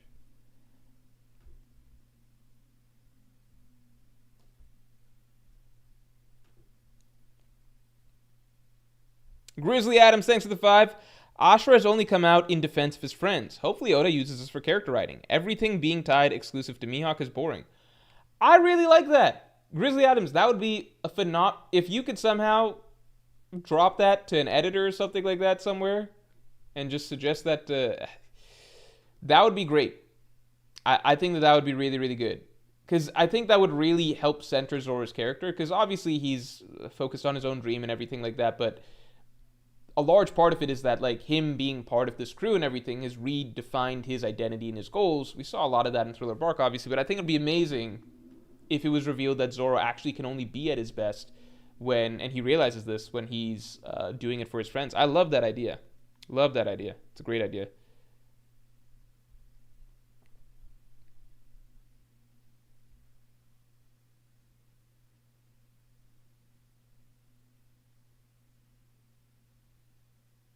Payoff might not be much. Okay, I'll say buy. Let's just say he's a buy. I think he's a buy.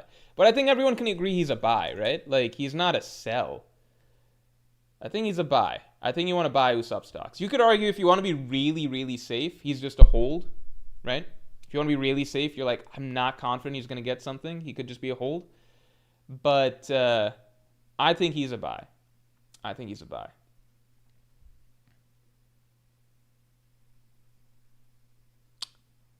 I think looking down the list,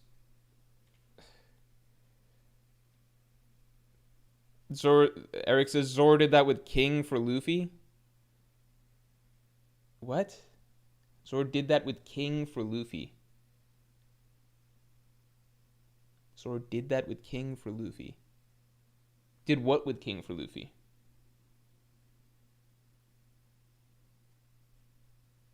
He said that my captain or whatever. That's not new. He's been on that train since Thriller Bark.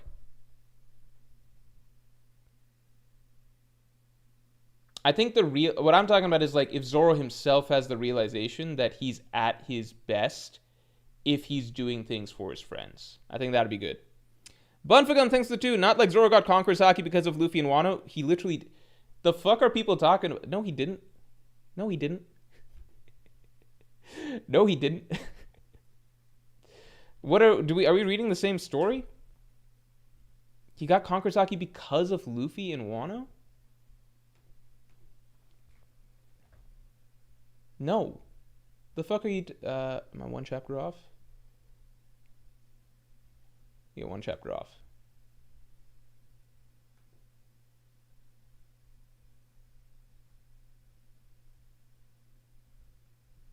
Let's see. Okay, so if we read this, blah, blah, blah, blah, blah, we're going to blah, blah, blah, blah, blah, name known in heaven, blah, blah, blah, explaining the sword, blah, blah, blah. Summon strength into your heart, yada, yada, yada, yada, yada, yada. Yada, yada, yada, yada. Swordsman must... This is what Zoro's growth is here, by the way. This is what Zoro's growth is. It's this shit. Blah, blah, blah, blah, blah. This is what he's recognizing here. It came to me. It chose me so it could test me, right? He's learning about the nature of the sword. It was my strength that was lacking. A sword is honest, blah, blah, blah. Odin wielded you, blah, blah, blah. This is where it is. He's recognizing the full Tsunachi mentality. That's what his growth is. How should I stabilize my Haki then? Blah, blah, blah. If I keep exuding it at this level, it'll kill me. But no, that's perfect. That's where his growth is, right? Right here. This is when he unlocked Conqueror's Haki. This is the moment, right? This next bit of dialogue is separate. This is just establishing why he is a conqueror. Like, what is it in your nature? So you intend to be a king then? What? The world's greatest swordsman, blah, blah, blah. Boss of the King of the Pirates. That's right. I've got a promise to keep to my captain and my best friend. This is just reiterating stuff we've already known since literally Barat. This is not new. This is what we've known since Baratier, right? Zoro has the spirit of the conqueror because he wants to be the world's strongest swordsman, right? You intend to be a king. That's right. I want to be the world's strongest swordsman. I've got a promise to my captain and my best friend. That's not new. Zoro's always had the conqueror's spirit. What he mastered right here is actually channeling it because this is tied to the actual themes of Wano, Tsunachi mentality, Zoro realizing that he has to give it his all, right? He's got to fight as though he's dying. I got to just let out my Haki. This is him getting it down. This is not new. This is just Oda repeating what we've known since Baratier. This has got jack shit to do with him mastering Conqueror's Haki right here. What the fuck? What are you guys talking about? The fuck?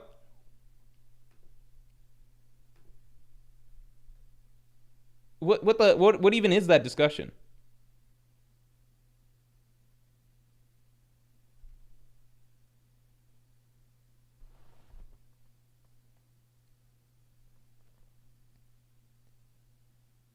What?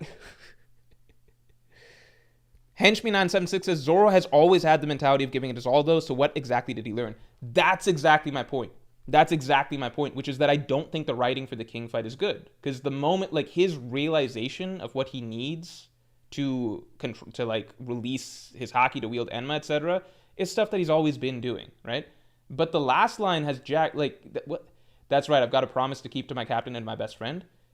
That's got nothing to do with this. Because one, he doesn't even know he's doing Conqueror's Haki right now. He just thinks that he's learning how to control Enma, and the answer to controlling Enma is just him letting out as much Haki as possible. That is not related to this discussion right here. This is just King lampshading that Zoro has the disposition of a king, because King's recognizing what this is, and Zoro's just reiterating what we've already known since the first saga of the story, which is, yeah, Zoro's got a promise to keep to his captain and to his best friend. I.e., being world's strongest swordsman, that's the type of king that Zoro wants to be.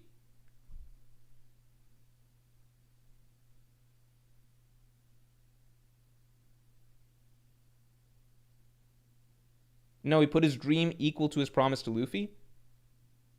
What are you talking about? Wait, time out. Do you guys legitimately think? Time out. Do you legitimately think that this entire discussion, right? This entire breakdown is about Luffy? What are you talking about? Zoro's not even thinking about Luffy. He's understanding the nature of swordsmanship here.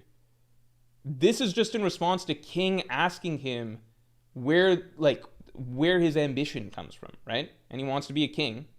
That is where this ropes in, right? But that's not what this whole growth was about. This growth was him learning how to wield Enma. And that's a totally different answer, which is him realizing that he needs to keep just letting out as much Haki as possible. That's what this whole discussion was about. The sword was testing him in that sense. The sword wasn't asking what his dream was. That's irrelevant. Eric says, Zoro's dream is for Luffy to be Pirate King. Stop it. Yeah, but that's from Thriller Bark. How's that new to the king fight? I've got a promise to keep to my captain and my best friend. What's your argument here? What's your argument here?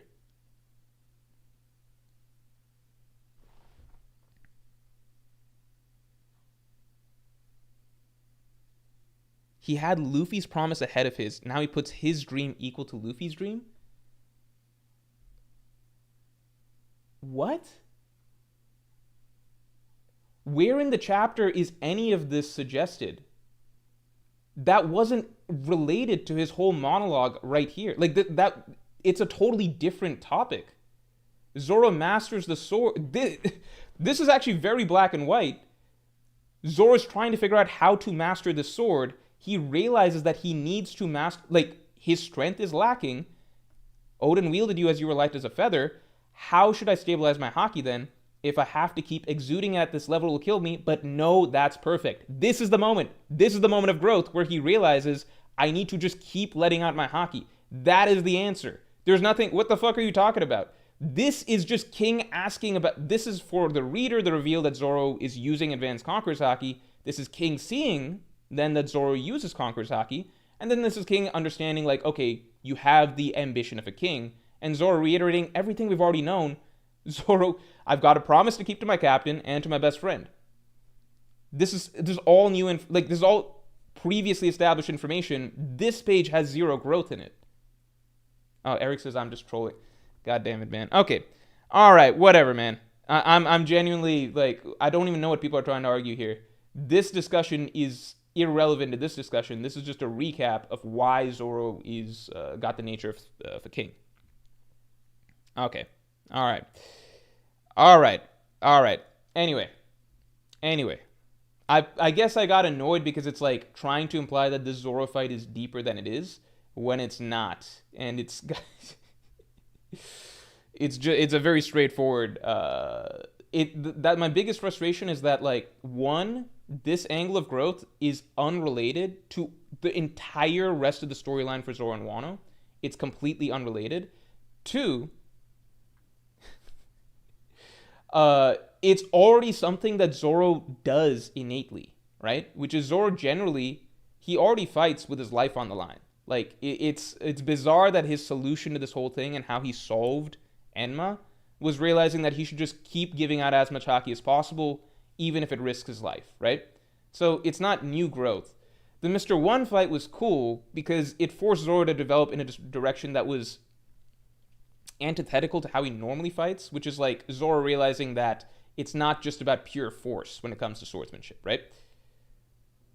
So to argue that this is really where his growth comes from is silly because this is just a recap of what we already know of the character, right? This is not new. All right. Anyway, let's move on. Okay. I wanted to do Chopper next. I think let's do some easy ones. Let's do Chopper. I think Chopper is simple. I think his stocks are low. This character has been useless the entire final saga. Catching Gaban is bare minimum shit. He's not even... he barely has dialogue, etc., right? But I think that Chopper is a solid hold. I think Chopper is a hold. I wouldn't sell. Do you think Chopper is a buy, sell, or hold?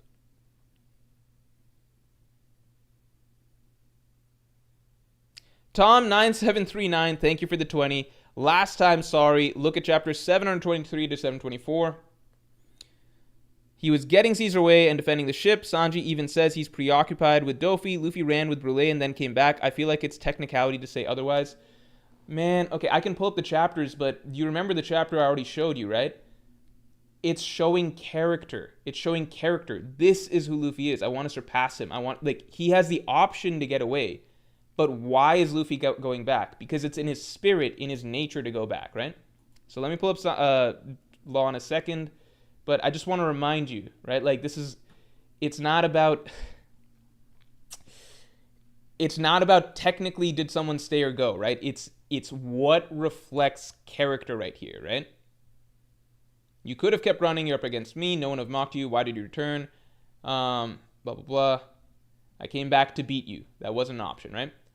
This is just Luffy's whole philosophy, right? This is kind of what makes them conquerors. To some degree. Right, so let's go to 723.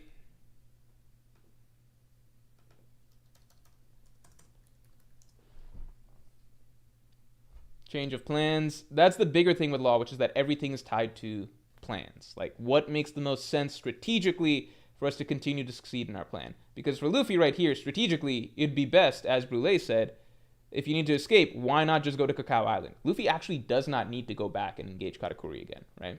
So this is... there's already a huge gap in intent and where the characters are coming from right here, right? Let's keep going. Blah, blah, blah. Blah, blah, blah. You better apply the gravity, Fujitora, or I'm going to escape. Again, it's pretty black and white, right? Luffy could escape. Why not just go to Cacao Island, right? Luffy says, I don't want to do that. That's not good enough. I want to surpass him. I want to... beat the Billionberry Man at his best. Do you think Law's personality is the same as this? I do not know what to say. There's no place for you to hide, yada yada. At the moment, Law's just trying to get Caesar to them. Keep chasing me, Doflamingo. He wants to be bait. I can't have him going for the ship. Shoot Caesar over, then fight Doflamingo. That should give the ship time to escape, right? So it's all goal-oriented. Again, I think you're thinking that I'm saying that Law is a cowardly character or something like that, right? No. Law is a brave character.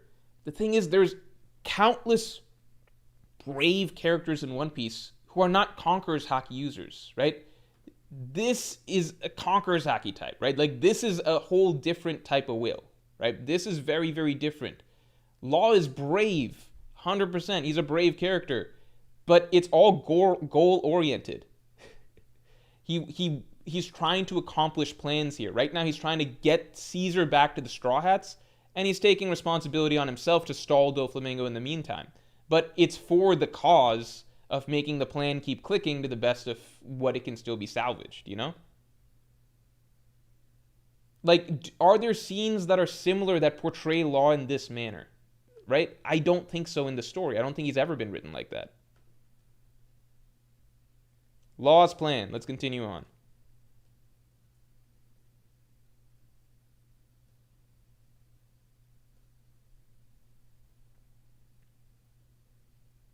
This was a cool fight scene. I remember the time. All right, people take him and head to Zoro right away.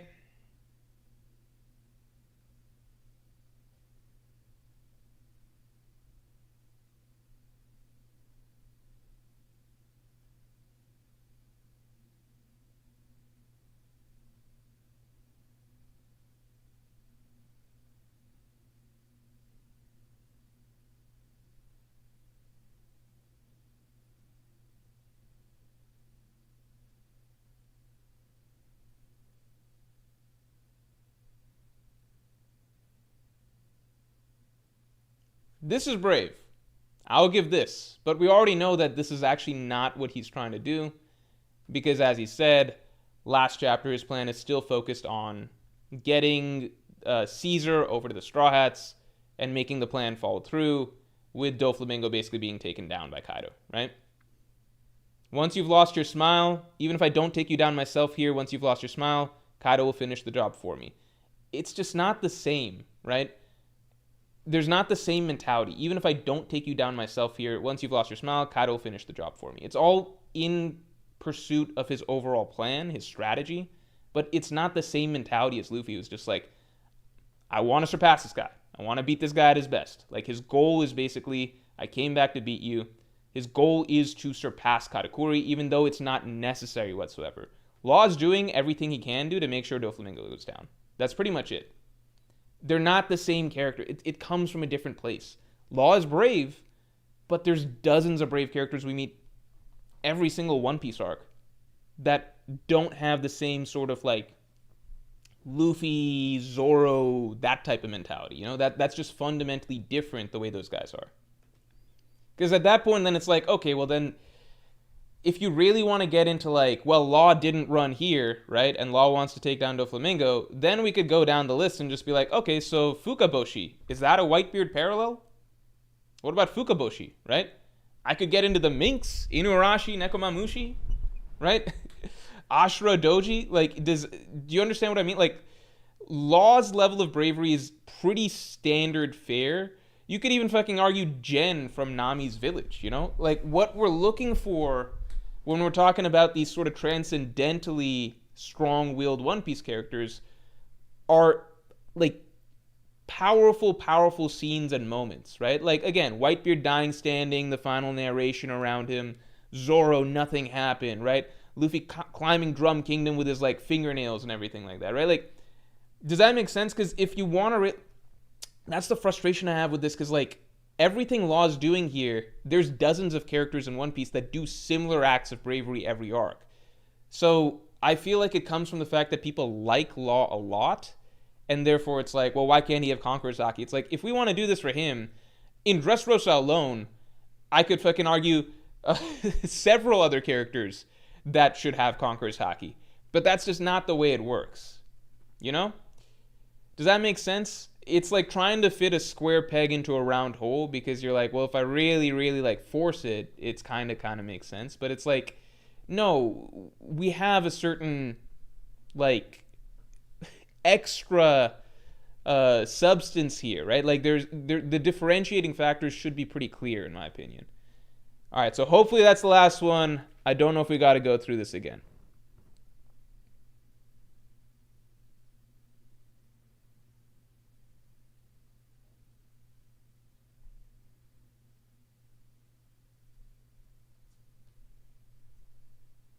Lars Mango, thanks for the 7.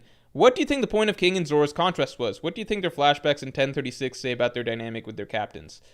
So interestingly enough, I think that they don't... I think it's not supposed to show a sharp contrast in that sense. I think it's supposed to be one of those where it's actually pretty similar. I think because Kaido is not like a lot of other One Piece villains where, like, he's a piece of shit, for sure, enslaved the entire nation. But we are supposed to always maintain a level of respect for Kaido, right? Like, Doflamingo is just supposed to think he's a piece of shit, right? Kaido, there's aspects, like, Oda even tries to, like, write in honorable aspects. Like, he felt bad for cheating to defeat Odin, right? Like, Kaido feels bad when he defeats Luffy through CP0's interference, right? Kaido has a lot of the qualities of, you know, a true pirate king candidate. Like he's there's a reason he's reached so high up in the One Piece world, right? He is meant to be an impressive figure in many ways, right? I think that's why a lot of fans still like really hold Kaido on a pedestal, because it wasn't just his strength, his character also reflected strength, right? So with the Kaido King parallel, right? Or not Kaido King, Luffy, Zoro, I don't think it was supposed to be as much of a case of like, how do I say this? Like sometimes, if you look at something like Crocodile and the way Crocodile treated Baroque works is entirely expendable, right? And we're supposed to see a contrast between like, oh, but Luffy treats his crew like they're all of his friends, obviously, and like he will go to the ends of the earth for them. And that was actually a big point of contention between Crocodile and Luffy in Alabasta. They argued a lot about that. And Crocodile's whole thing, like he even fucking tried to kill Nico Robin, and he was like, from the beginning, I never trusted anybody, right?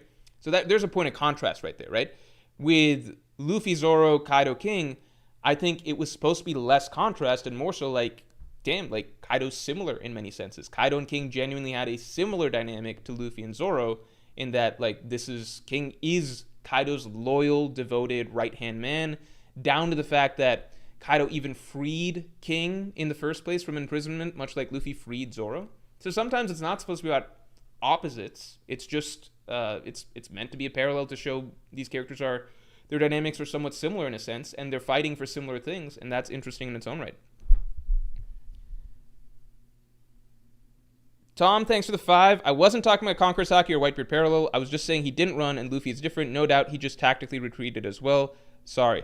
First of all, I apologize if you feel the need to say sorry. You do not need to say sorry. Just because I get agitated and worked up, that's just going to happen regardless. You don't need to apologize, okay? It is okay. So let me just make that clear.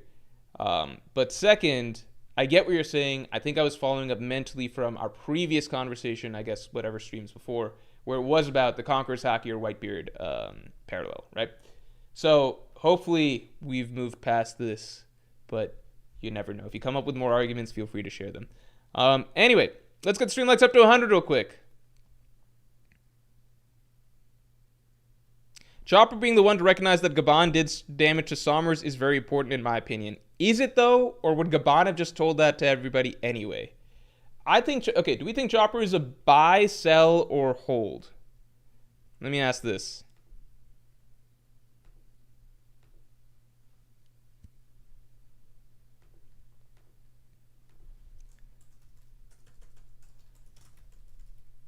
Let me ask this. Let me phrase it this way so people understand. Go up this arc.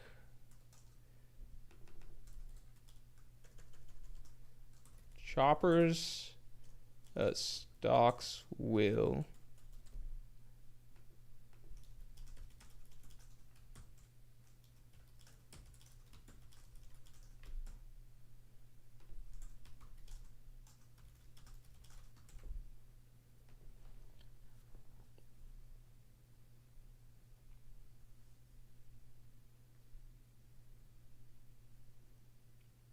for me, Chopper's a comfortable hold because, like, yeah, you could. So the thing is, you could argue he's a safer buy because he's already like his stocks are pretty low, right? Like his stock is like, let's say minus.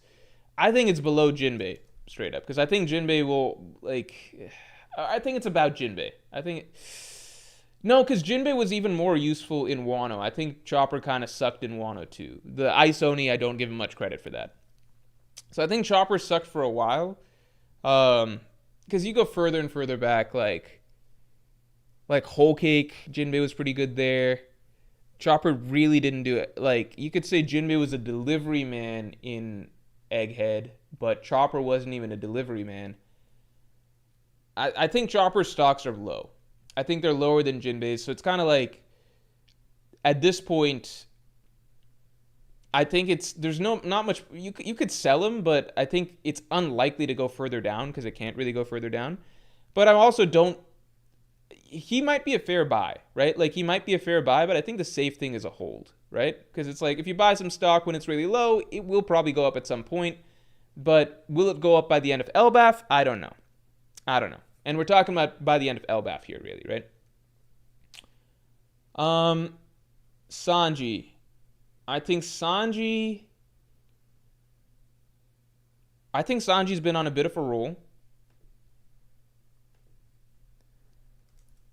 Been slowly gaining some momentum. Kizaru Laser, S-Shark,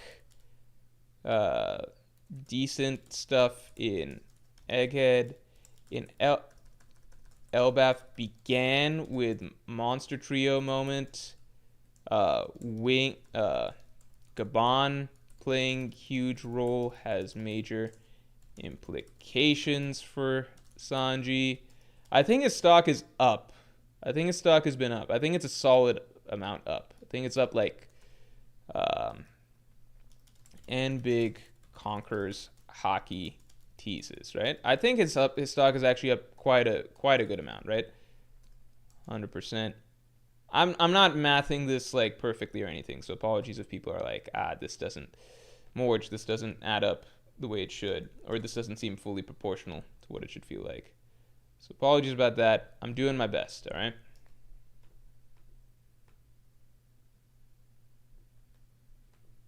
Okay.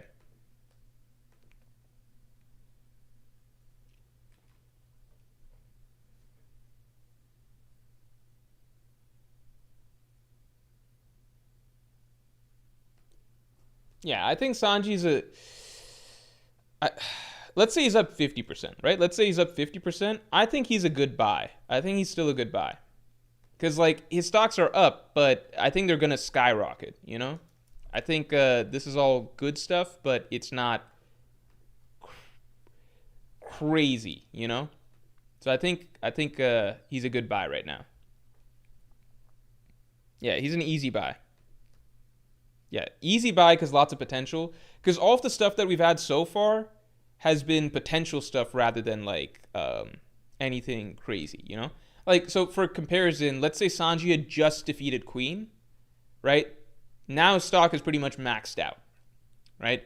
At that point, you don't want to buy anymore because he's not getting anything else the rest of the arc. And now it's going to be some, like, now you're going to get hit with other potential things that knock him down a peg, like the bounty poster reveal. And it's like, oh, now I'm number 4 and stuff like that, right? So where Sanji's at right now is his stock has been rising this arc, but he hasn't yet peaked, right? He hasn't actually gotten the major payoffs, you know?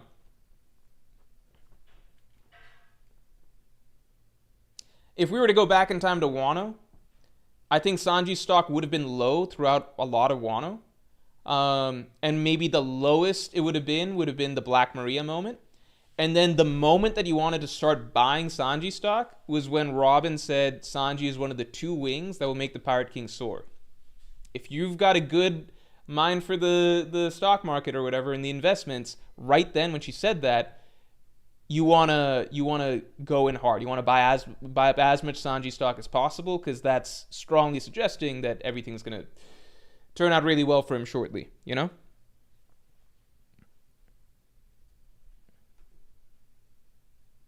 Also, let's get the stream likes up to 100 real quick. Let's get the stream likes up to 100.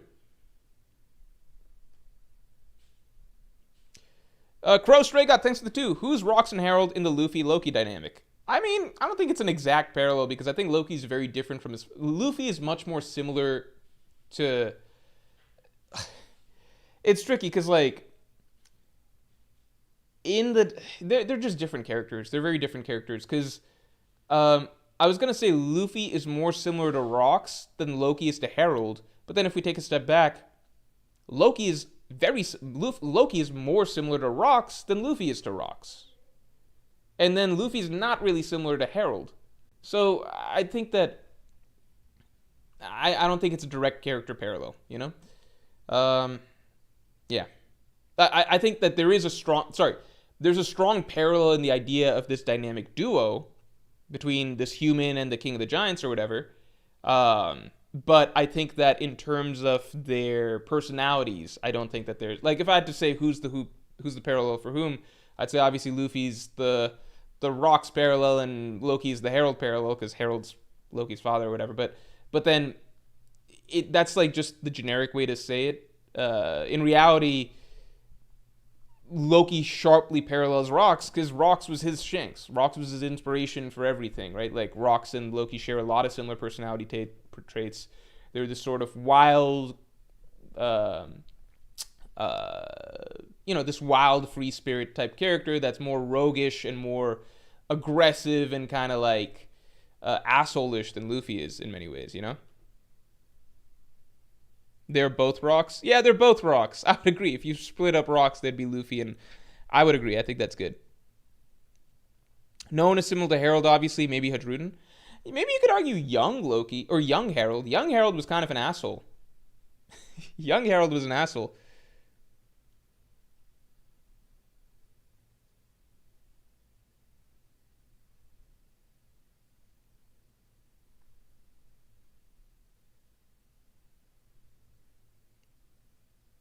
All right. Continuing on. I mean, Luffy, I don't think Luffy's even fun to do, right? Like, I don't think there's anything special for Luffy. Like,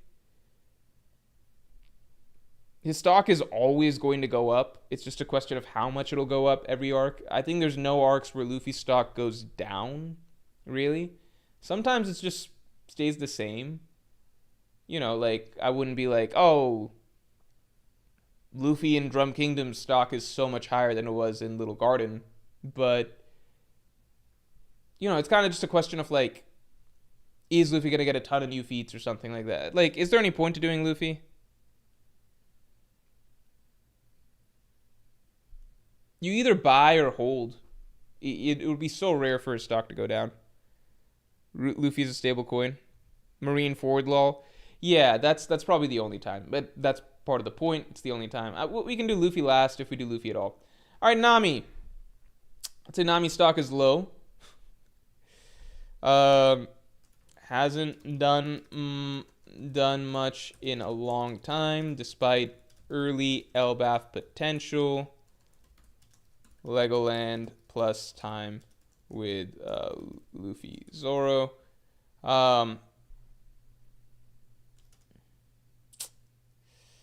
No matchups, no clear matchups on horizon.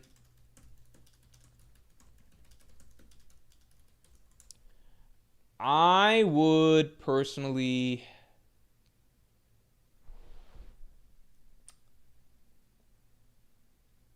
Is nobody a sell? Oh, we didn't talk about Jinbe. I would sell Jinbe stock. I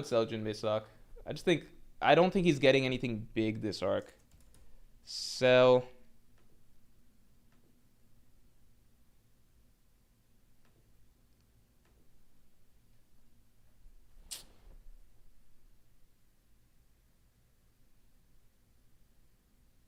You know what? I'll say something bold for Luffy. Just to spice things up. Nami, I think, is a sell. I think Nami might be a sell.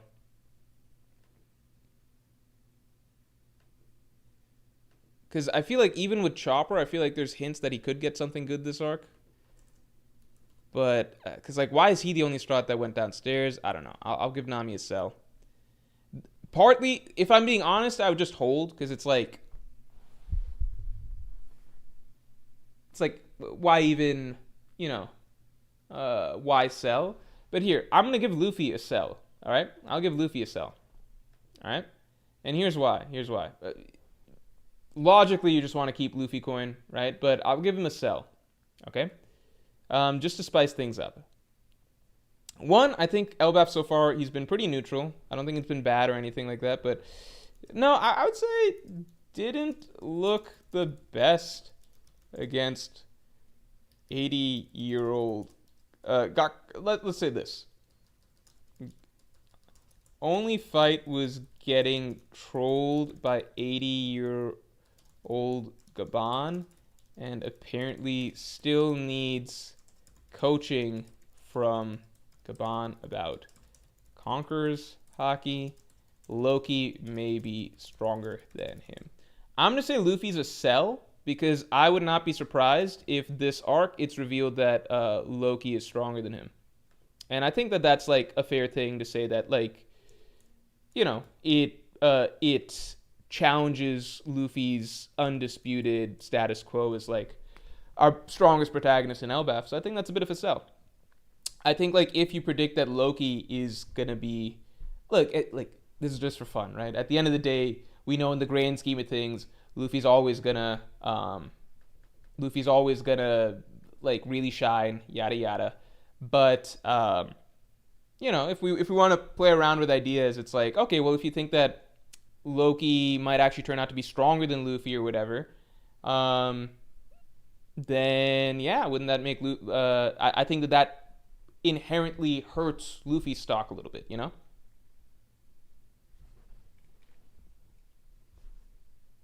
Loki is definitely stronger. Yeah. Yeah, based on everyone saying Loki should be stronger. Yeah, I'd say that if it turns out that Loki is the big gun this arc, again, the one thing is Loki's nerfed right now, but I think that this could be one of the few arcs where Luffy actually is tied or side by side with another protagonist, which wasn't the case in like Wano or anything like that, or Egghead.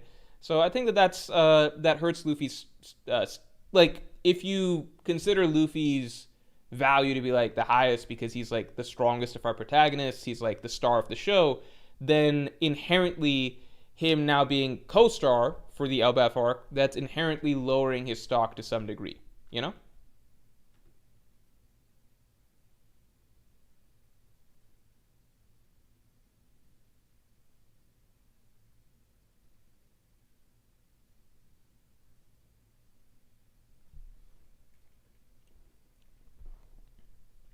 Brooke is an easy buy. Yeah, I think Brooke and Frankie are.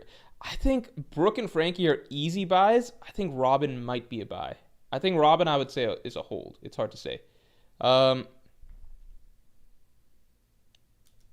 I'd say just revealed has been useless for a long time.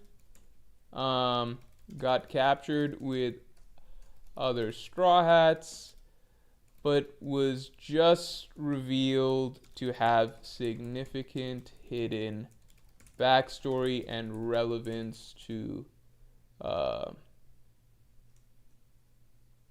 Emu Gunko situation, right? So I would say Brooke's stock just went up a little bit. I haven't been doing the percentages. Let me do the percentage, right?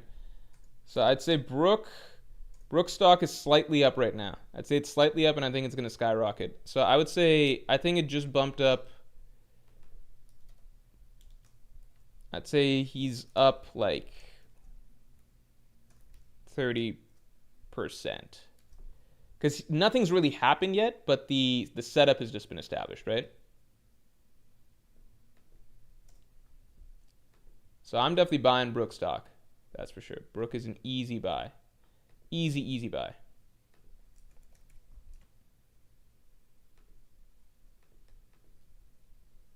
Luffy, I would say he's like minus 10%.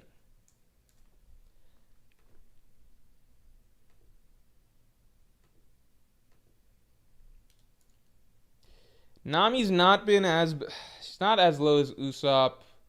I don't think as low as Chopper. She's done some stuff this arc. So I would say Nami's at like minus 50%.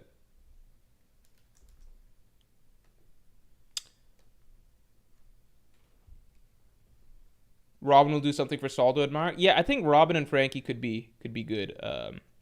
Could be good. Malik, thanks to 5. Luffy stock does drop. He lost to Monet and Caesar. Yeah. I mean, by the end of the arc, he did lose to. Yeah, that's true. We're talking by the end of the arc. I don't think anyone would say that by the end of Punk Hazard, Luffy's stock was lower. I think it just didn't really raise or you could argue that maybe it did, because I think actually it did, because Law kind of took over the show. So heading into, like, let's say you're heading into Punk Hazard and you're like, okay, Luffy just beat up everyone at Fishman Island. I'm excited to see what Luffy does next arc. Who's he gonna fight? Who's he gonna defeat? Yada yada. And we end the arc with Luffy actually having had several losses, didn't get any impressive wins, and now he's like co-captain apparently, with some other character who definitely outshined him that arc, you would say that, oh, Luffy was less impressive than I thought he would be in Punk Hazard. Therefore, you probably lost some value on Luffy right there, right? But it's a minor dip. Luffy will only ever have minor dips.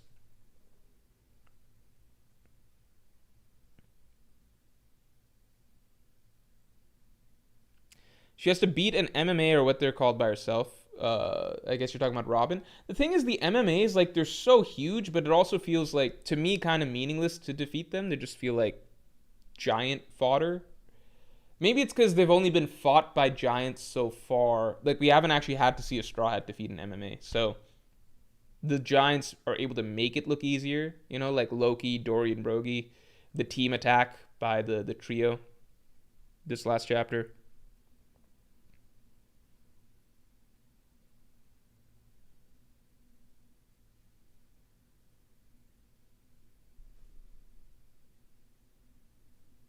Shaquan says, I'm the lurking legend in Morge's community. Good to know. I didn't even know that.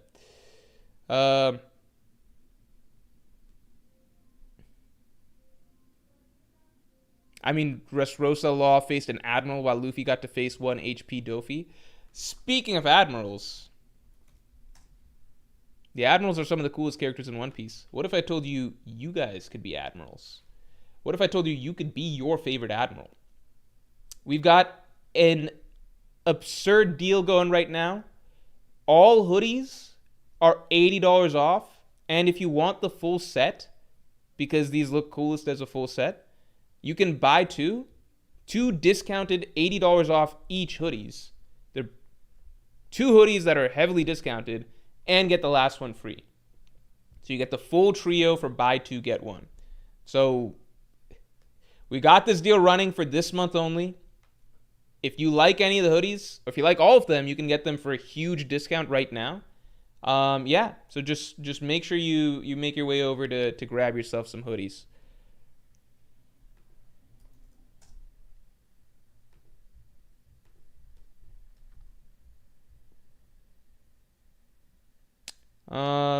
Frankie, let's see.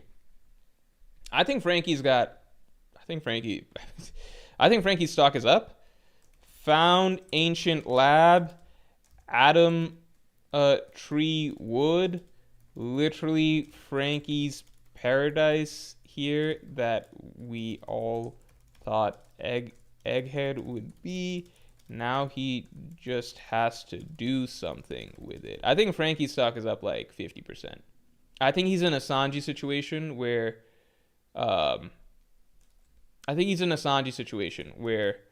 the potential is there for him to do stuff. I would say, is the setup as good for him as with Sanji? I think the setup's not quite as good because we could easily get to the end of the arc and Oda has done jack shit for Frankie. I think Sanji's more of a definitive setup so far. I'll say Frankie's up 30%. Up 30%. Like, the potential is definitely there. I would buy Frankie stock right now.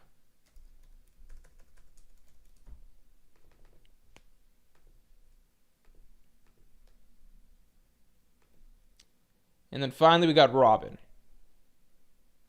Robin's stock is not up that much. Has not actually successfully done anything at all this arc, but might be set up to help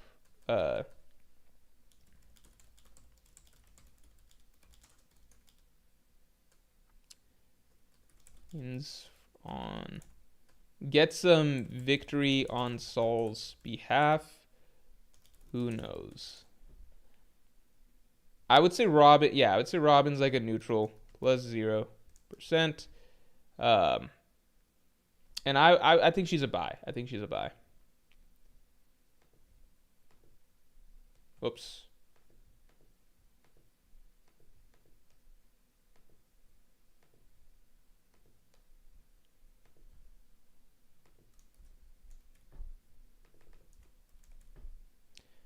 Yeah, I think most strats are a buy this arc. I just feel like Elbaf's one of those arcs where a lot of characters are going to get some shine. If I were to say who is a hard buy, like, who do I think, whose stock is at the lowest that I think is going to go up the most? I think I'd just say Usopp, right? I'd say Usopp. Um, who else is really low right now that I think Usopp is the only character who I'd say has negative stocks right now that I'm confident will go up. I think everybody else, either they're already on the rise, like Zoro, Sanji, of course, hints of being on the rise, like Frankie and Brooke. Um, yeah, I think that all the other buys are already kind of on their way.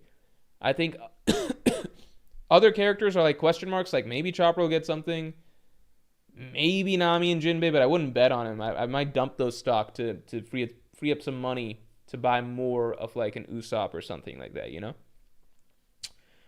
And then Luffy, I just think that I might sell his stock right now just to free up some money to buy other stock that I think will increase in value more, you know?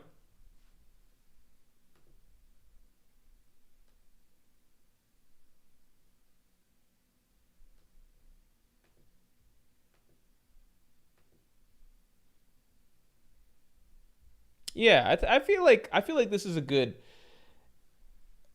I feel like this is a good assessment. I think this is a good time to cash in on Zoro stock, good time to cash in on Sanji stock, very good time to cash in on um, Brook stock. And like, if you're a big gambler, but like you like making safe gambles, I guess you would say, you would just put in a shit ton of money on Usopp stock because that stuff is dirt cheap right now, and it should go up. Like, let's put it this way. Let's put it this way.